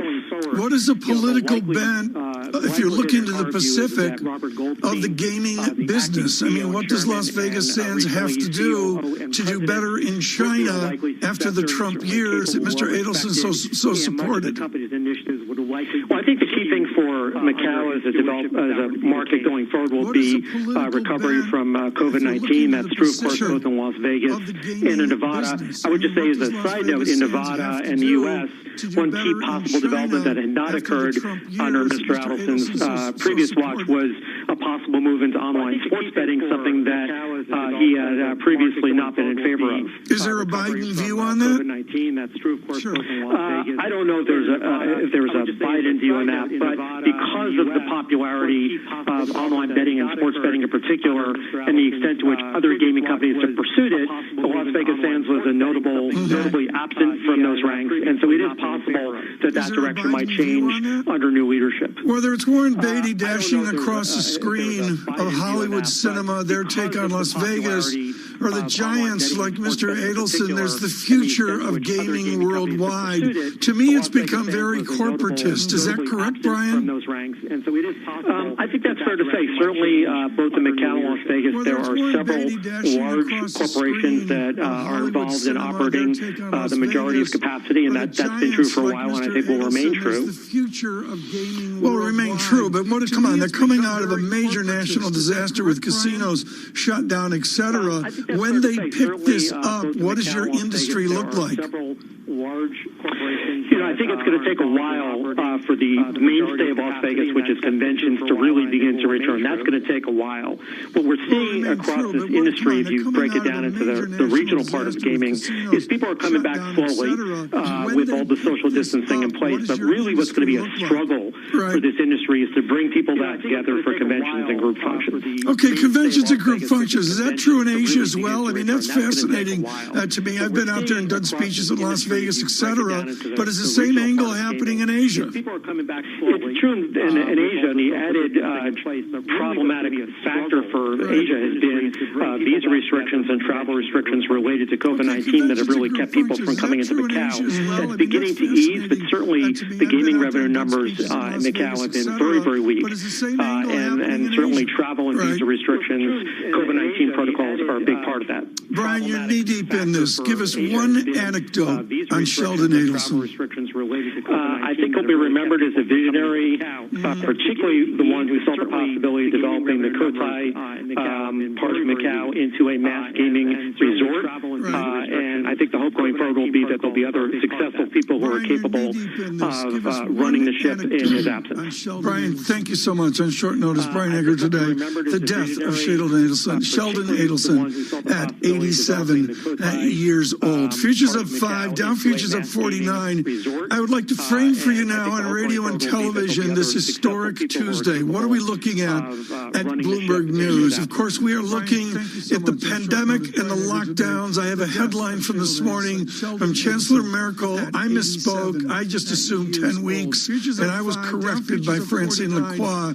It is a stunning number of months out for Germany to consider a lockdown. We see an extending of timelines on the lockdown in Europe, and of course then we come over to America and the frustrations of vaccination. We'll have much more on that, particularly from the Johns Hopkins University. And then we move to the politics of Washington. Kevin Cirilli has been wonderful on that. He's spoken of the real lockdown that we see pre-inauguration in Washington, and certainly as we wake up in Washington, good morning to our Washington radio audience as well. The idea of on a Tuesday, what do you do? And I think what we do is most perhaps wait for Speaker Pelosi. The House will speak, the House will act, and then Kevin suggests we'll move on to Wednesday and a vote by that House. And then what? And I think that then what is a huge, huge mystery.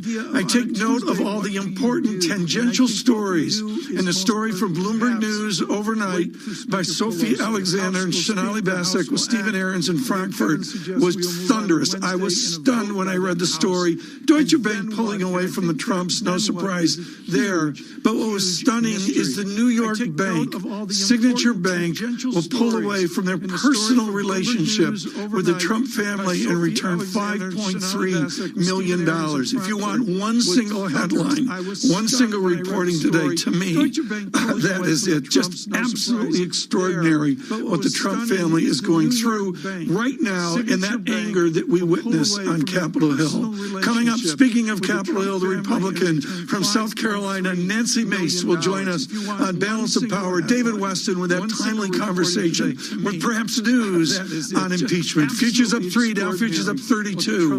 On Bloomberg Radio and Bloomberg Television. Good morning. Coming up, speaking of Capitol Hill, from South Carolina, Nancy Mace will join us on Balance of Power. David Weston with that timely conversation. If you want to lose weight, it's not about getting it right, but getting started. Healthy changes start with little changes, one way or another. And help you to feel better, inside and out, so you'll be healthier and more able to fight diseases. The NHS has lots of ideas to help you lose weight. Search Better Health. Let's do this. play? Play 3 up front today. I can see us scoring a truckload. Daddy, let's play a game. Game should be in the bag. Think I'll stick a lump on it. Dad, please. Please let this one come in. Hello? Sorry, sweetheart. I was miles away. What were you saying? When you're there, but not there. The National Gambling Treatment Service is here to help. Search Be Gamble Aware for free confidential advice. Start to regain control after one call or chat. This week on the New Yorker Radio Hour, we'll try to understand how the United States got the pandemic so wrong. Our response never had a national plan. When the Obama administration turned over documents to the incoming Trump administration, among them was this playbook for a pandemic, and the Trump administration just jettisoned that. Lawrence Wright joins us on the New Yorker Radio Hour from WNYC Studios. Listen to this episode on TuneIn today. If you're new to sports podcasts, why not start with the most listened to sports podcast of all time, the Bill Simmons Podcast. Each episode, The Ringer's Bill Simmons is joined by a rotating crew of celebrities, athletes, and media mainstays for big discussions on the hottest topics in the sports world. Aware of any and all aging QBs in cold weather unless they subscribe to the TB12 method. That's hilarious. Search the Bill Simmons Podcast on TuneIn to listen. Ready for the inside scoop on the hottest topics in the NBA?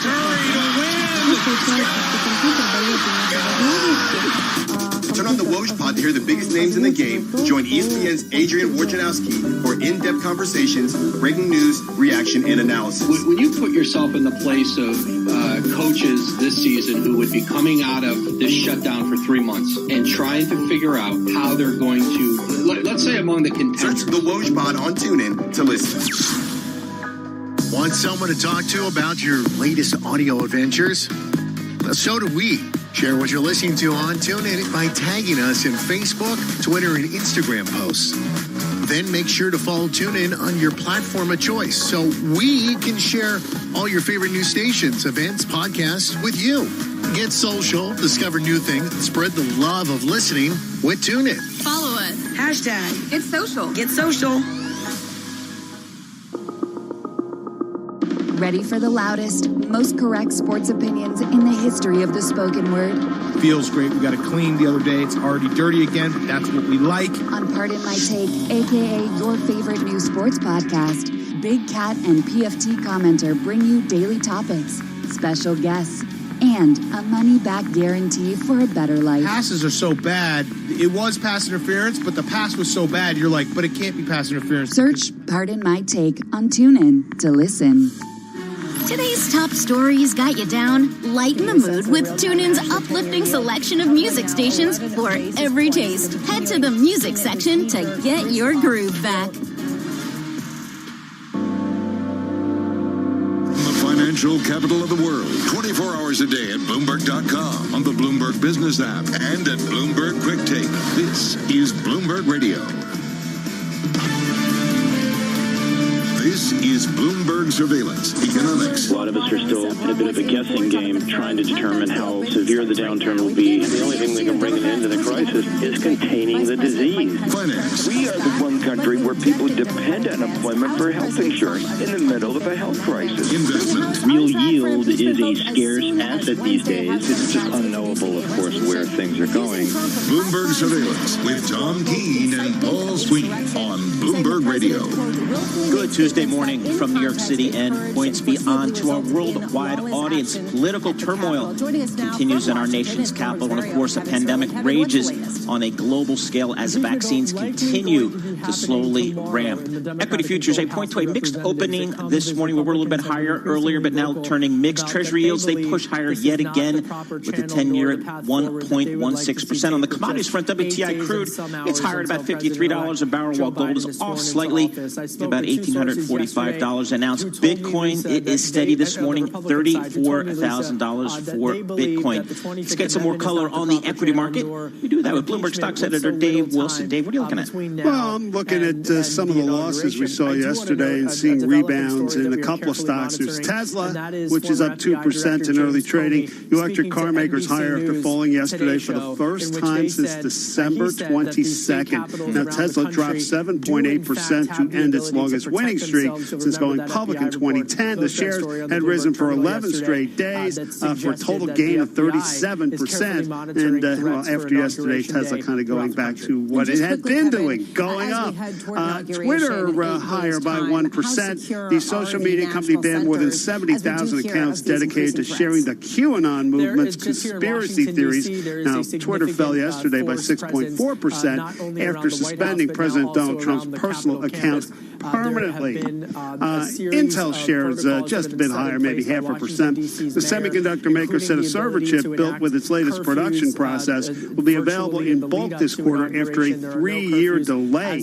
People familiar with Intel said the company has talked with Taiwan Semiconductor Manufacturing and Samsung Electronics about having them make some of its chips. You've got Wells Fargo up 2.5%. The bank was raised to buy from neutral UBS 3 days before releasing fourth quarter results. They're not waiting for the numbers to make their call. You've got energy stocks higher after crude oil climbed to its highest price since last February in New York trading. ExxonMobil up 1.5%, Chevron up 1%, Occidental Petroleum up 2.5%. You've got Zoom Video down 3%. The video conferencing company is selling $1.5 billion of stock. That's equivalent to a 2.2% stake. Now, bear in mind, Zoom shares climbed almost fivefold last year as the coronavirus pandemic spurred demand for its services. You've also got Lemonade lower in early trading. This was a company whose shares really took off last year.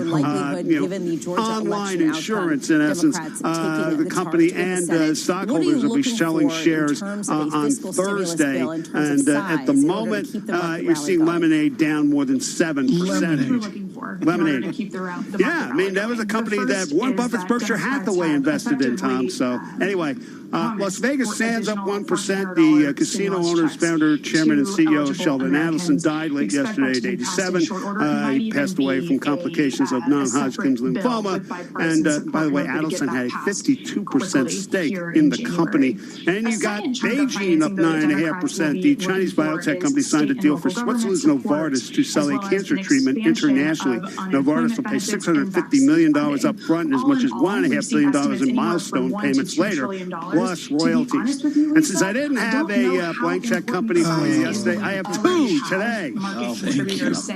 One of them is Churchill Capital 4. It's up 13%. People familiar with the matter said electric vehicle maker Lucid Motors is in talks to go public by merging with that SPAC, Special Purpose Acquisition Company. They said a deal may be valued at up to $15 billion.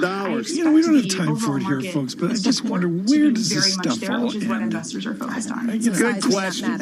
I got my other one, though. Ribbit Leap. Up 15.5%. The blank check company's higher after sponsor Ribbit Capital made a deal with Walmart to start a financial services provider. Walmart's going to own a majority stake in the venture. Yeah, we covered that. David, thank you for bringing a complete report from David Wilson. Thank you so much. And of course, through this important day, futures up 1. Wilson moving the market. Bitcoin crushed, I say. 35,000 down to 33,800. Oh, the humanity. Bloomberg surveillance brought to you by Cohen Resnick Advisory Assurance Tax.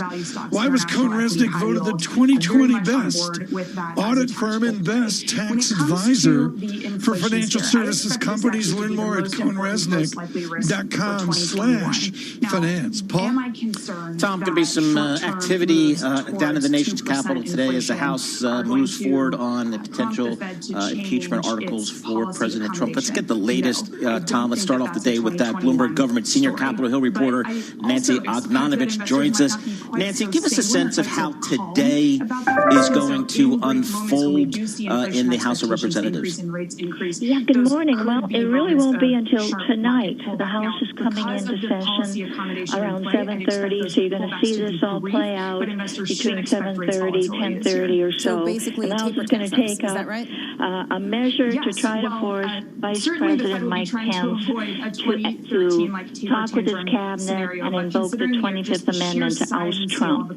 Now, this may pass, but there are no indications so far that Pence is going to do anything with the cabinet or what remains of the cabinet to remove Trump. So then tomorrow, Democrats are going to be ready to move on to take up this article of impeachment. It's a single article. And basically, what it's doing is the charge is incitement of insurrection, that the president willfully made statements that encouraged and foreseeably resulted in the riot at the Capitol and endangered the security of the United States and the functioning of government.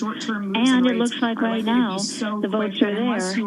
Besides Democrats being unified, there will be some Republicans who will vote along with that. And after that, we don't know what happens. In the Senate, there's no indication right now that they'll take it up anytime soon.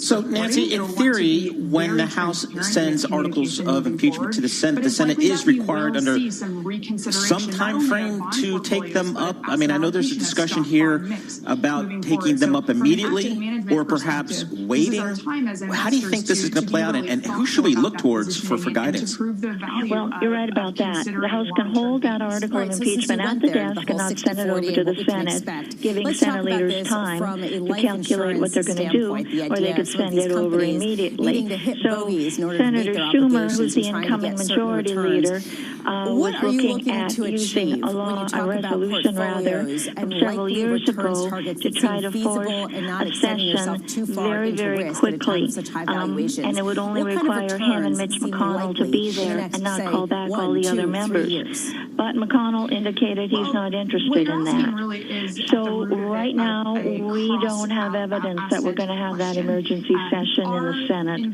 McConnell said they should wait until after Biden is inaugurated. But a lot of people are very concerned that that's going to suck all the oxygen out of the room again and allow Biden's agenda, just to sit on the back burner.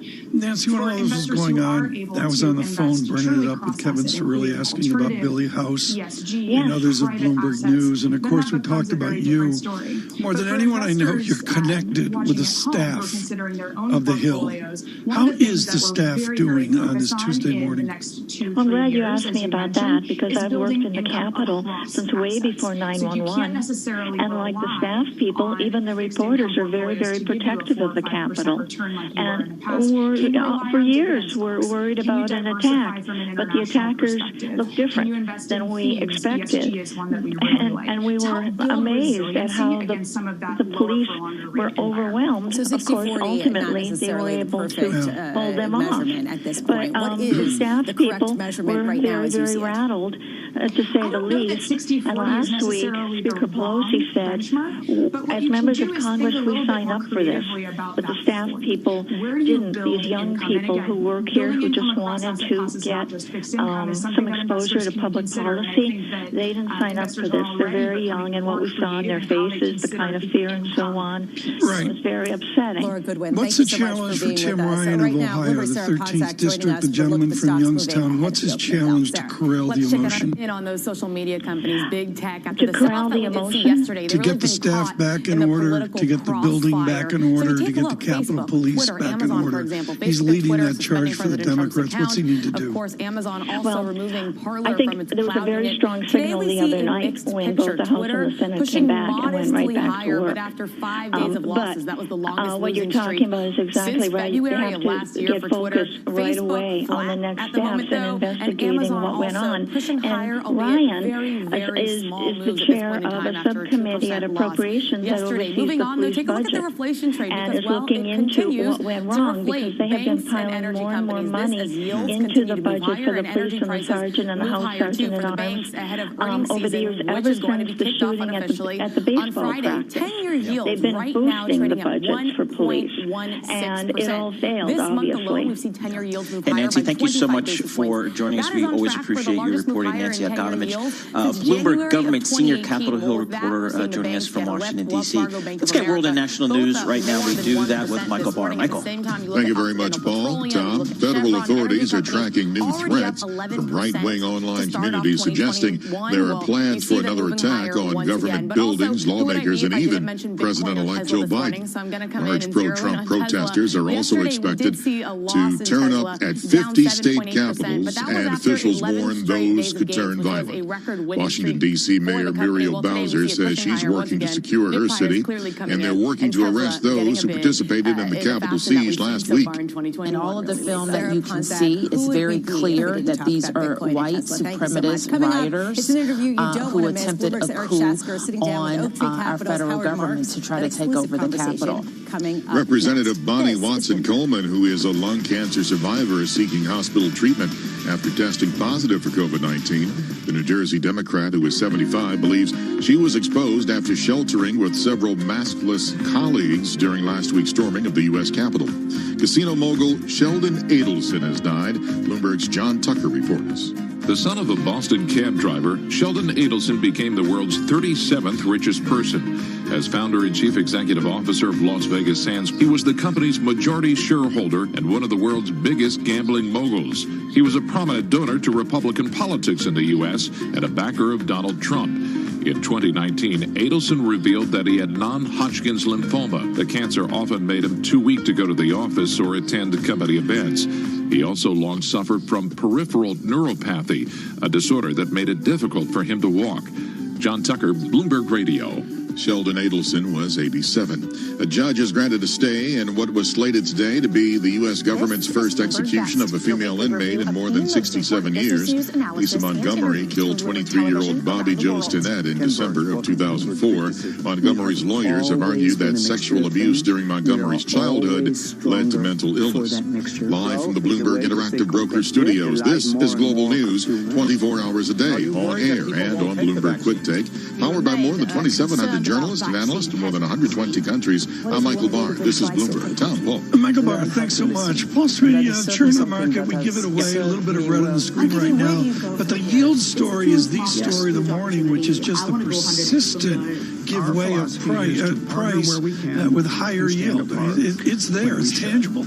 It's there, Tom, and just looking at the 10-year here, off 5/30 seconds, that's pushing that yield up to 1.16%. So we've been talking about, yields rising here, and it's a question for asset allocators as they think about, the argument has always been, I need to be in the equity markets because there's absolutely no yield in the fixed income markets. Maybe some of these asset allocators are starting to rethink that a little bit. So the question is, where do we go with yields here? Can they remain at these levels? We'll certainly follow it up coming up. This is Bloomberg. If you want to lose weight, it's not about getting it right, but getting started. Healthy changes start with little changes, one way or another, and help you to feel better, inside and out, so you'll be healthier and more able to fight diseases. The NHS has lots of ideas to help you lose weight. Search Better Health. Let's do this. For more on the investing, Whether you're dreaming of a house the size of a football stadium or a football stadium in the back garden of your house, what you need is dream come true money. Luckily, tonight's Euro Millions jackpot is £37 million. Now that's dream come true money. Euro Millions from the National Lottery. Play on app, online and in-store. Estimated jackpot, account terms, rules and procedures apply. Players must be 16 or over. Carl's all change Casimir. So, Chloe walks in from school, tears all over her face. Daddy, She says, I don't want to eat animals anymore. I blooming love my meat, but not as much as I love my little girl. That's why we've made some changes to our old favourite sausage casserole, now with plant-based cumberlands. Perfect for veganuary too, and just as tasty as it used to be. Better actually. Find more Simple Swaps in-store and online this veganuary. Food Love Stories, brought to you by Tesco. Makeup pads and cotton wool balls. Really good at unblocking pores. And really, really good at blocking drains. Wet wipes. Brilliant for cleaning up all sorts of bathroom messes. and brilliant for making a complete mess of our sewage system. If it's anything other than toilet paper, bin it, don't block it, and keep life flowing. Thank you. From Thames Water. Have you heard the most unscripted, unfiltered, and unhinged sports show in the game? On the Skip and Shannon Undisputed podcast, Skip Bayless, Shannon Sharp, and Jenny Tack discuss the biggest stories in the world of sports. Father Time is at least sort of looking over one shoulder right now. LeBron, you remember me? The one thing, even Skip, because, they cut some games last year. That was 10, 12 games that he averaged in 25. That's another 250, 275 Search points. Skip and Shannon on TuneIn to listen. And number two, the news that makes history. That is the reaction from some lawmakers right now after this week that the money just the past 24 hours, the situation in Syria has 3 key points make up the Metro Manila Council. The games that make legends.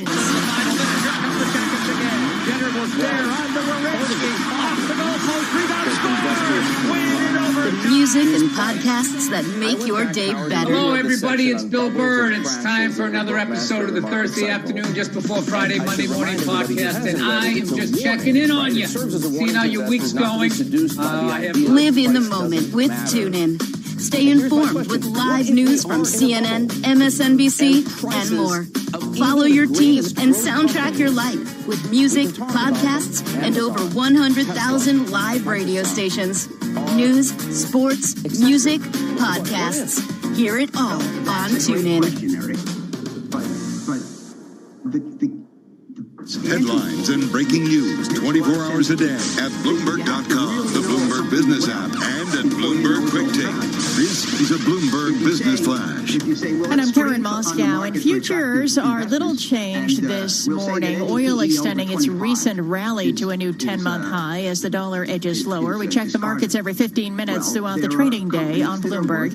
S&P futures little change. Dow futures up 17. NASDAQ futures down 7. The DAX in Germany's down about 0.2%. 10-year Treasury down 4/30 seconds. Yield 1.16%. Yield on the 2-year 0.14%. NYMEX crude oil up 1% or 54 cents at $52.81 a barrel.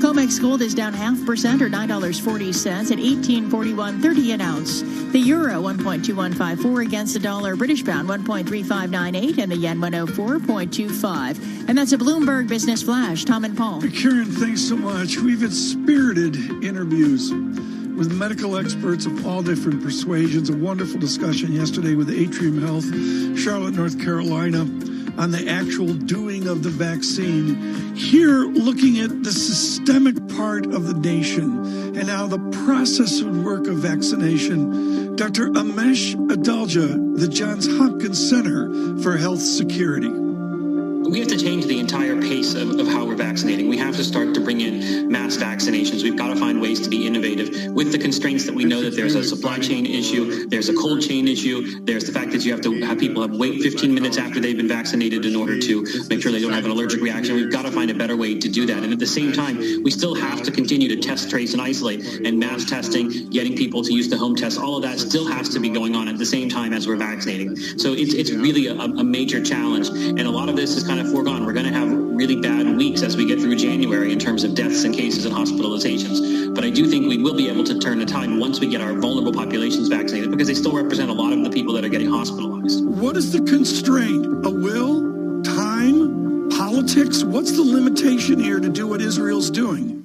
Basically, it was poor planning again, the federal government sort of abdicating this last mile of vaccination to the states, not really realizing or evading the fact that the states are the same ones that are responding to record numbers of cases, so they weren't going to be able to execute something flawlessly without funding, without resources. And that funding only came around the 24th or so of December, which was already after vaccination started. And then vaccines started in hospitals around Christmas time, which is very difficult to do in terms of schedules. The hospitals were very interested in going slow early because they didn't want all their staff to be out sick if they had side effects. They had appointments you had to make, lots of forms you have to fill out, much different than when you need a flu vaccine. You can just basically knock on the door of some employee health and go get your flu vaccine. But I got both of my vaccines, and it's not a quick process. It takes time, and that's hard to do at a hospital level. Dr. Dalja, is it a problem of distribution because refrigeration is a concern, or is it actually who administers the vaccines? It's more who administers the vaccine, because many states have not been able to distribute all of their vaccines yet. They're sitting in freezers. They're working on getting these vaccines into people's arms. So a lot of it just has to do with the logistics of doing this. And I think that's why we need to start thinking about mass vaccination and not kind of relying on this being done on a one-by-one line where you sign up and fill out forms and you wait. That's just not going to work. That pace is glacial. It's picking up, but it's not going to be enough to stay ahead of this virus, especially if there are, as has been described, new variants that are much more efficient at transmitting. That gives us even more of an urgency to this process. Do we have the right doses?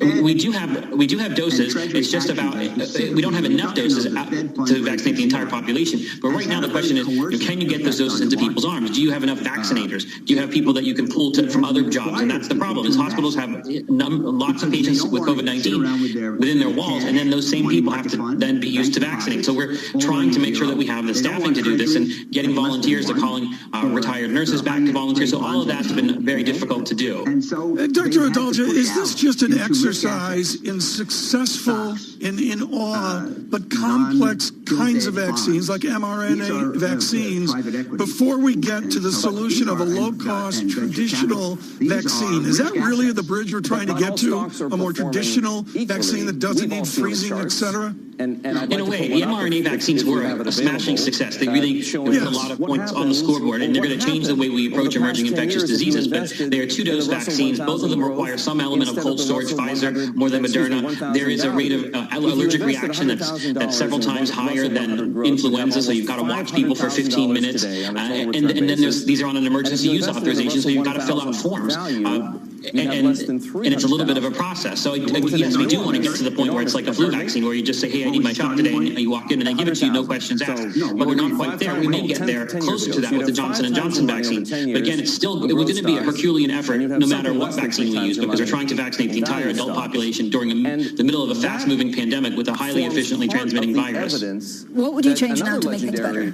at a federal level? I think we have to make sure you have to meet each state where they are. Each state is doing this a little bit differently. They need help in certain areas. We got to make sure that we can augment them where they need to. We also need to look at the way that Israel has done this with mass vaccination sites. Are there ways we can do that, where we can use convention centers, we can use stadiums, we can use high school gymnasiums to try and get people through very quickly and be innovative with that 15-minute period where you have to wait to see if you have an allergic reaction. We have to start to get the pharmacies engaged. We have to get doctors' offices engaged, especially with the Moderna vaccine, which you can give to doctors' offices. If the Johnson & Johnson vaccine is approved in January, I think that also will make it much easier. But we have to basically make this a warlike effort with the goal of getting vaccine into people's arms. And we basically have to pull out all the stops, all the bureaucracy. We have to get away from a dogmatic priority group listing where people are very nervous if they've got extra doses to put them into the arms of maybe a paramedic who's in phase 1B, so they would rather throw the vaccine in the trash can rather than get fined or something whether they've been threatened by governors like Governor Cuomo. We've got to get away from that type of paradigm and just make this overarching goal the aim of getting vaccine into the arms of anybody that's eligible for this. I will editorialize. That's the smartest conversation I've heard on this folly so far. Ramesh Adalja, Johns Hopkins University. Paul, you're too young. We went into the room. We had corduroys on and PF flyers. And our parents were not relaxed. I remember staring at 5 years old over in the corner. Folks, this is the Genesee Hospital, named after a beer company in Rochester, New York. At the big silver tube, which was the polio tube. But let's say it's me, for example, just and I own some shares of Tesla, which I do not own. There were no forms. We can both agree that Tesla is a great company, revolutionizing automobiles and energy storage. You hope that with the Biden administration, there will be some federal guidelines, purpose, support, and to kind of bring these states together, as Dr. Adalja suggested, kind of meet these states where they are. And try to bring down some of the bureaucracy and get more shots. Take away the timidity. I mean, we had an expert on yesterday, folks. She didn't mince words. Pesaretti from Atrium, Charlotte. Dr. Pesaretti said, my arm hurt after the second shot. So you sit for 15 minutes and you move on. And there's going to be some, not injury, but, there's going to be some sick people, Paul. And that's okay. It could be me. That's exactly right. And, I think it's going to really be an issue as these strategies that we start to get more and more supply, Tom, and we're going to hear more and more stories about doses sitting on the sidelines, and that's the frustrating part. Well, thank you to Johns Hopkins for his continued smart interviews. We've got much more to talk about within the news. Oh, yes, 4 minutes out. The market's open. Futures up 2. Dow futures up 17. The VIX 23.99. Stay with us, Paul Sweeney and Tom Keene. This is Bloomberg. Good morning. These days, you get everything online. Your weekly food shop, your updates from work. Hi, everyone. Morning. Everyone okay? Sorry, you're on mute. And your next dream car.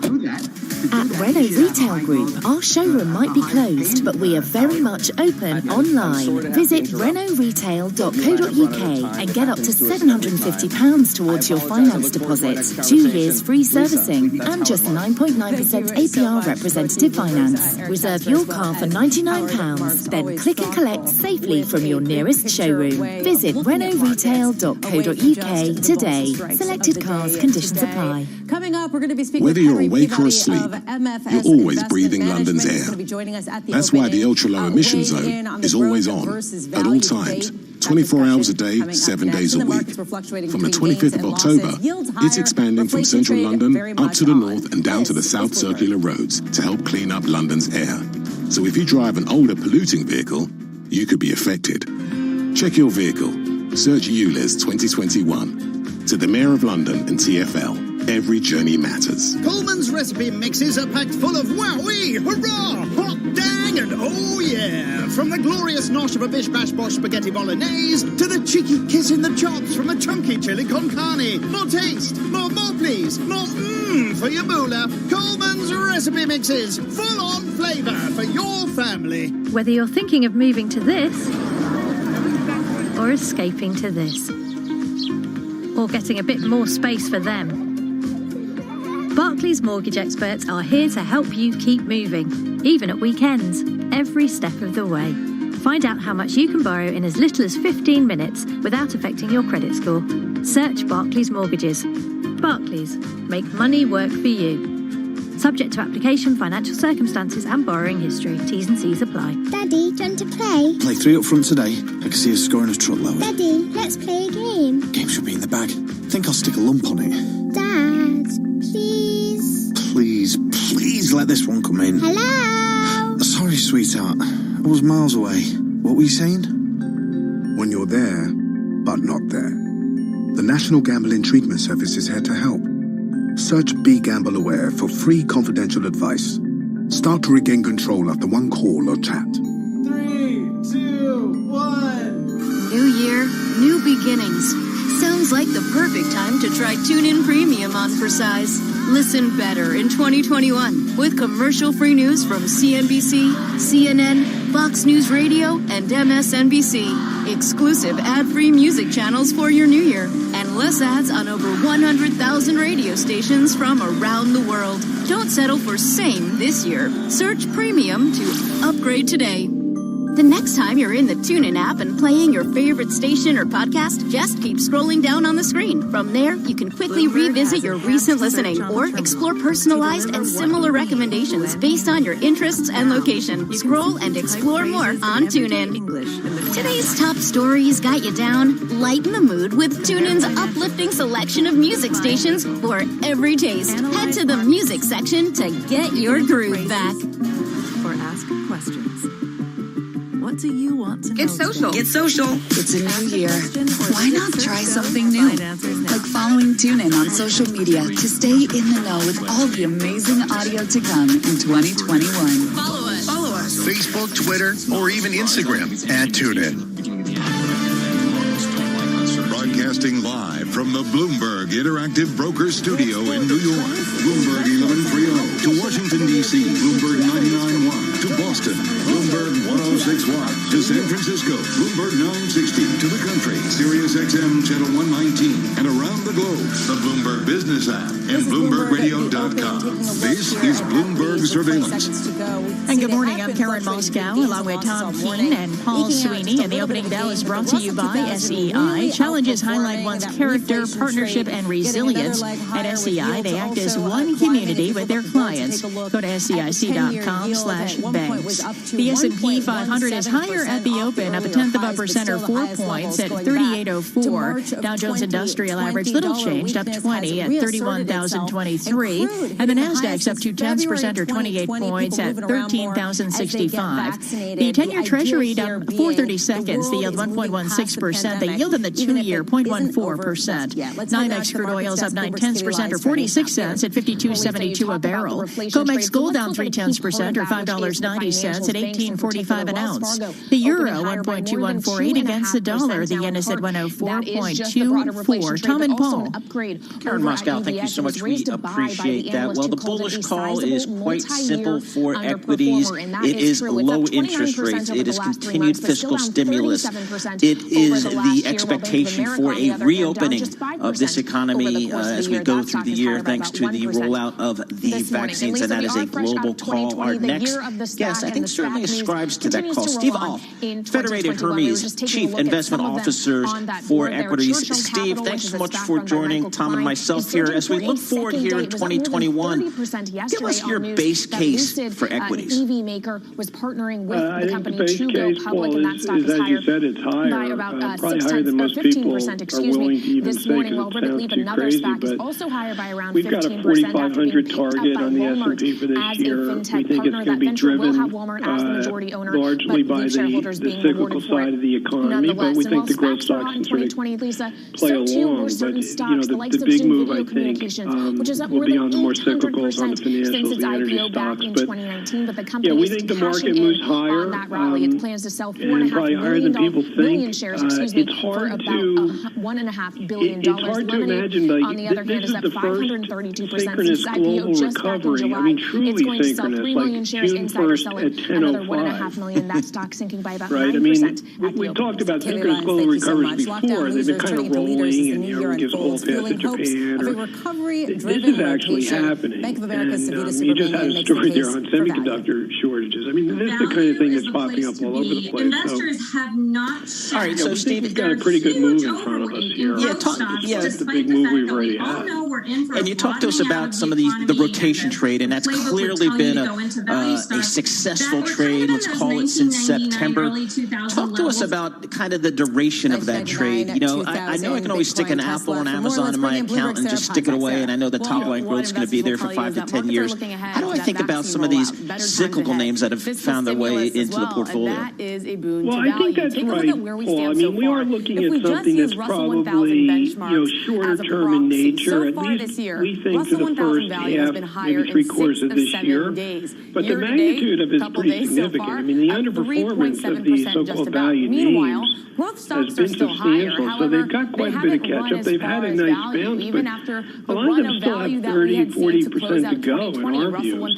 So, we think that could be a substantial move. But what you said about the growth names is why we, back in September, when we made the shift to value, we importantly kept our growth positions at neutral, because I don't think you want to give up on those names. They're going to be playing catch-up this year. Their year-over-year compares are difficult. They're going to grow into their valuations, but they do have incredible modes in cash flow growth. So we're reluctant to just throw those stocks overboard. I do think they're going to underperform against the big moves we're going to see and have seen already in the more cyclical side of the economy. What is the quality of their cash flow that allows for productive use of cash? I mean, that's a pre-pandemic question, but let's go to it.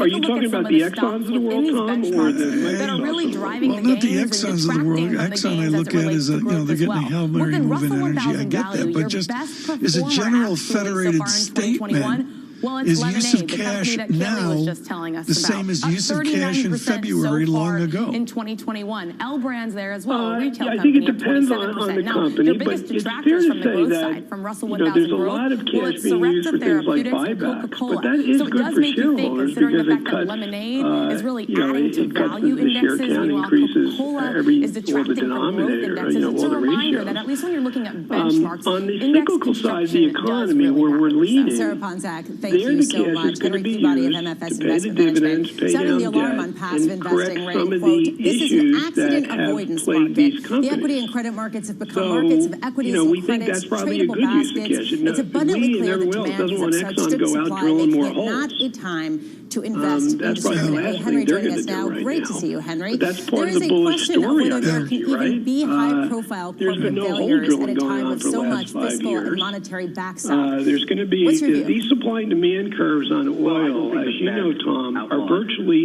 vertical in the near term. And no one wants to say what that number intersects at. But the equilibrium point is not 60. It sounds reasonable. You don't think 25, and if we break that, but it's something like 90. 1.5. So, I think short term, you could see a real blow up here in oil prices, and that's going to really help these big integrateds that are hanging in there. Ed Moore's talking about this in the note, folks, looking at with Citigroup, looking at the $60 a barrel, and we're getting there quickly. Paul Sweeney, 50 at 624. And Brent, Paul, do you note that when off comes on, Bitcoin craters? Have you ever noted like the linkage there? Yeah, Bitcoin, Tom knows that. Yeah, exactly. Hey, Steve, so, what's the risk in your bull call here? Is it simply the pandemic that it simply outruns the vaccination schedule? So, Henry, elaborate on arrogance. What constitutes true I arrogance don't think in that's corporate debt? it. We've got more vaccine ammunition coming behind the 2 or 3 that have already been approved. So that's probably not it. I think it's probably something out of the blue. I mean, some sort of cyber event would be on my list to watch for, something we're not thinking of. Is it possible that Democrats overreach and do a gigantic tax bill, maybe a retroactive, that takes a hunk of cash out of the economy temporarily? But I don't know. There's not a ton of risk that you can see out there. But I didn't see COVID coming either. I don't know. So areas that have you've always got. That's why we tell people, stay diversified. I mean, we're overweight stocks and overweight cyclicals, but we still have cash and bonds and alternatives in our portfolios. I think you want to have a diversified portfolio. Do you believe then in a commodity cycle? I mean, Rashir Sharma's wonderful on this, and he's waited and waited and waited. But you look at copper, you look at oil there. And to me, I am uncertain, Steve, if it's a breakout.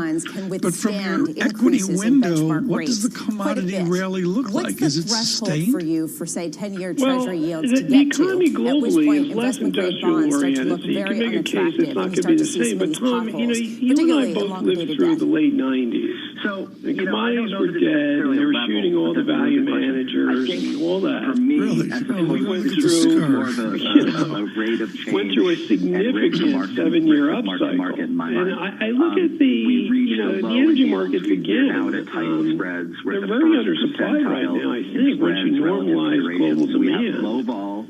There hasn't been a lot of investment. I think the green push, which we're in favor of, but nevertheless is going to further constrict supply near term for more traditional energy sources. So it feels to me like if you get a sustained global recovery, which again, for the first time in history, is predictable to be June 1st at 10:05. Retail and ETF buyers likely more this thing could get a little bit of a jump start. Corporations, but that Steve, thank you so much. Federated Invest helping us out today on the equity markets. We do this with red and green on the screen as well. I mean, Paul, what do you make of that? I mean, it's market chit chat, but there's a lot of wisdom there. And I love the idea, a la Credit Suisse and John Golub, is don't throw the techs out with the 2021 bathwater. Yeah, I think that's a great way to look at it, Tom. I mean, I think, as I think about it, what I'm hearing from a lot of strategists, including Mr. Oth, is,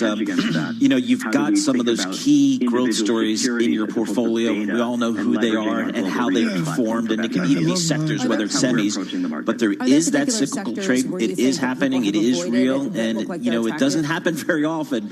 But you got to be there, and you have to have the courage to be there. And a lot of folks, started making that trade around September. I got bad news and good news. All right. Bad news is BitDog's down 22% from the peak 3 cups of coffee ago. Right. The good news is my limit order, after a lot of analysis with Matt Miller over in Berlin, my buy ticket was in at 50,000. Just missed it. So we just missed it. We shouldn't trip that. With our news in New York City, here's Michael Barr. Tom Paul, thank you very much. Vice President Mike Pence signaled he'll spurn demands to immediately oust Donald Trump over a deadly riot by the president's supporters. A senior administration official says the two met and agreed to work together for the remainder of the term. There are also indications that President Trump has no plans to resign before Joe Biden's January 20th inauguration. It was the first time Trump and Pence are said to have spoken since the president's supporters stormed the Capitol. Representative Jackie Spear survived a 1978 shooting on a fact-finding trip to Jonestown in Guyana that left her boss, Representative Leo Ryan, and several others dead on an airport tarmac.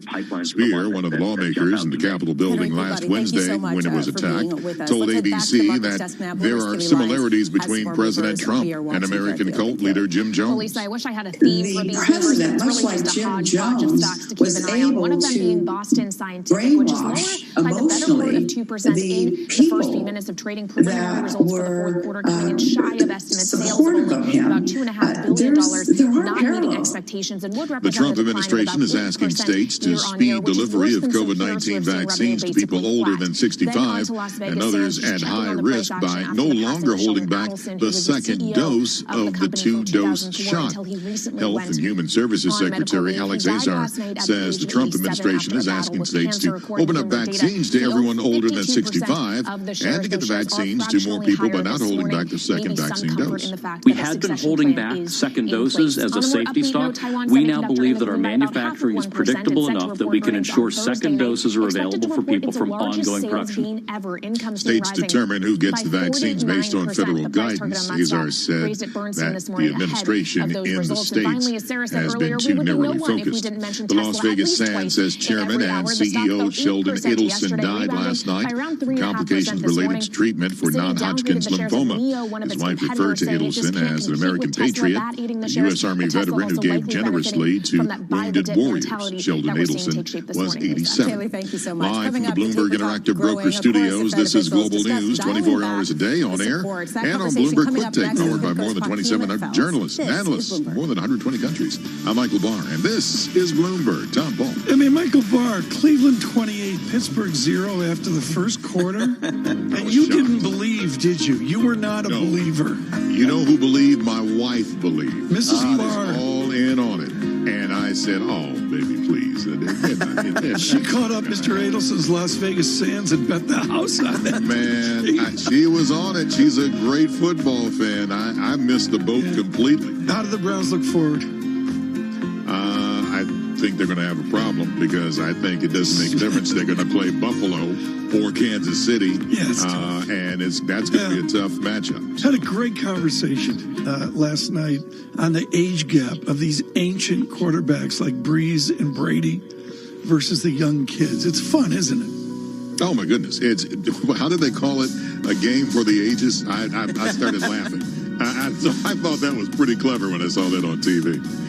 Michael Barr, thank you so much. We appreciate that. And also we have Alabama again winning the national championship last night. Let's just call it what it is, the Alabama Invitational Football Tournament. So again, congratulations to the Crimson Tide of Alabama. That's our college football watch. This is Bloomberg. If you want to lose weight, it's not about getting it right, but getting started. Healthy changes start with little changes, one way or another. And help you to feel better, inside and out, so you'll be healthier and more able to fight diseases. The NHS has lots of ideas to help you lose weight. Search Better Health. Let's do this. A good sidekick helps wherever they can. So when Barclaycard launched a new program of videos, tips and tools to help you use credit with confidence, it sounded like a job for a sidekick. Discover how using a credit card can help protect your online purchases, help you plan for the unexpected, and even help build your credit score. Get credit confident. Search Barclaycard Sidekicks. 21.9% APR representative. Variable T's and C's apply. Do you almond? She doesn't almond. Red lorry, yellow lorry. She does almond. Red lorry, yellow lorry. Red lorry, yellow lorry. Doesn't almond. Red lorry, yellow lorry. Does almond. Red lorry, yellow lorry. Red lorry, yellow lorry. Almonds provide natural protein and nutrients to help fuel your day. Do you almond? Daddy, do you want to play? Play 3 up front today. I can see us scoring a trouble. Daddy, let's play a game. Game should be in the bag. Think I'll stick a lump on it. Dad, treasuries and mortgage-backed securities. Please let this one come in. hello. Sorry, sweetheart. I was miles away. What were you saying? When you're there, but not there. The National Gambling Treatment Service is here to help. Search Be Gamble Aware for free confidential advice. Start to regain control after one call or chat. Could you open your heart and your home and become a foster carer with FSG Fostering? With record numbers of children and young people in care, foster carers are needed now more than ever. FSG Fostering have over 20 years' experience in supporting their foster carers. They've seen firsthand how lives can be changed. You'll receive 24-hour one-to-one support from our experienced team, so you'll feel part of our ever-growing family. If you live in Kent, Essex, London or Sussex and want to find out more, email fsginfo@fosteringSupportGroup.com or find us on Facebook. FSG Fostering. Ready for a fan-driven take on this season's MLB action? On the Beat the Shift podcast, superfans Alex Uy, Alex Rudy, Barbode Markazi, and Ray Estrada break down all the latest MLB news and drama while supplying you with top-notch fantasy baseball advice. Well, I kind of want to start with maybe the least talked about one here is Adam Duvall, who just out of nowhere had a monster shortened season this past year. Search Beat the Shift on TuneIn to listen. The next time you're in the TuneIn app and playing your favorite station or podcast, just keep scrolling down the screen. From there, you can quickly revisit your recent listening while discovering personalized and similar recommendations based on your interests and location. Listening to CNN, MSNBC, or Fox News Radio? Scroll to see a schedule of upcoming programs. Listening to today's hits? Scroll to see the latest songs you just heard. Listening to a live NHL game? Scroll to see when your team's next matchup is. Scroll and explore more on TuneIn. Headlines and breaking news 24 hours a day at Bloomberg.com, the Bloomberg Business app, and at Bloomberg Quick Take. This is a Bloomberg Business Flash. And I'm Karen Moscow. And U.S. stocks are mixed as investors mull the latest news on the economic recovery and vaccine rollout. The S&P 500 is little change, with consumer discretionary and energy stocks gaining, while utilities and industrials are leading declines.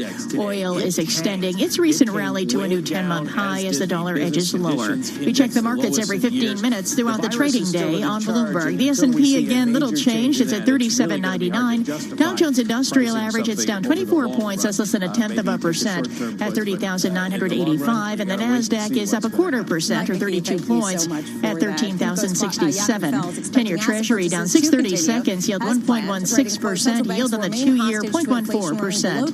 NYMEX crude oil up 0.7% or 34 cents at 52.58 a barrel. COMEX gold down 0.6% or $10.10 at 18.40.70 an ounce. The euro 1.2153 against the dollar. The yen 104.26. And that's a Bloomberg Business Flash. Tom and Paul. Karen, thanks so much. Good morning across this nation on Sirius XM Channel 119. What do you think the market's Particular getting good right? morning for What do those of you you think the market's listening getting wrong about inflation in this year? Mississippi. If you go to the web and you say, who does accounts right, like Christmas Club accounts, good morning.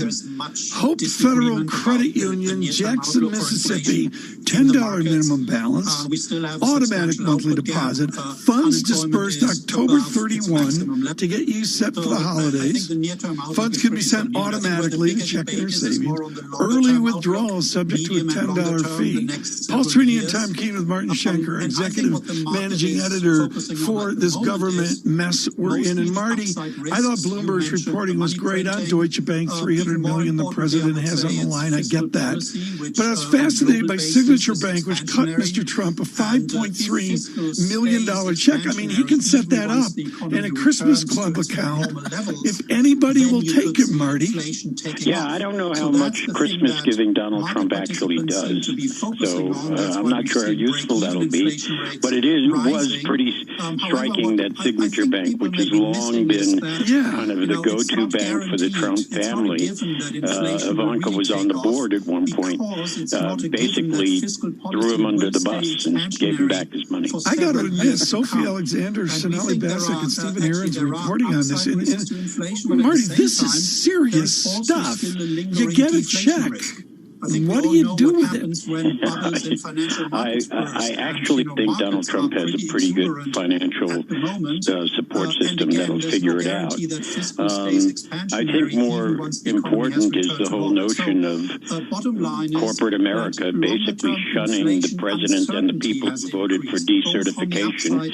And where do they go to do their banking? It's going to be a real problem for Donald Trump when he leaves office. You talked about the exuberance because he does have these personal loans he has to take care of, and his businesses rely on financing bond purchases to operate. So do you think that it's going to be an unrealistic possibility? Yeah, it's going to be an issue, Marty. He kind of coming into his presidency, he had an issue. No major money center bank would do business with him. Even Deutsche Bank's corporate and investment bank wasn't lending him money. It was actually coming from the private bank side of Deutsche Bank. That now seems to be no longer a source of capital for either him or the corporation. So it's really going to be a challenge, isn't it, for the company to figure out how they're going to fund their operations. Yeah, there's no question it's going to be more complicated than it normally would be. But don't forget, this is banking. And if there's a return to be had, there will be someone, not necessarily in the U.S., but somewhere in the world, that will find a way to help Donald Trump's businesses as long as they get a decent return. Well played. Marty Schenker, under the arch on the Mississippi River is St. Louis and the acclaimed St. Louis Post-Dispatch. And I found them just outstanding today. William Webster, 96 years old, with Senator Danforth scathing in their criticism of this moment of their Republicans, and particularly their junior senator. William Webster, Congress must consider censure, impeachment, removal. Marty Schenker, what does that mean for the Republican Party when the establishment in force comes out and doesn't mince words in any way whatsoever? It's just as a reflection of for example, the $2,000 that was getting a lot of attention within the Republican Party. I mean, Donald Trump Jr. came out on Wednesday and said it's not the Republican Party, it's Donald Trump's Republican Party. And he was making real reference to the traditional Republicans who stand in opposition, people like Mitt Romney, and the Trumpian Republicans who, are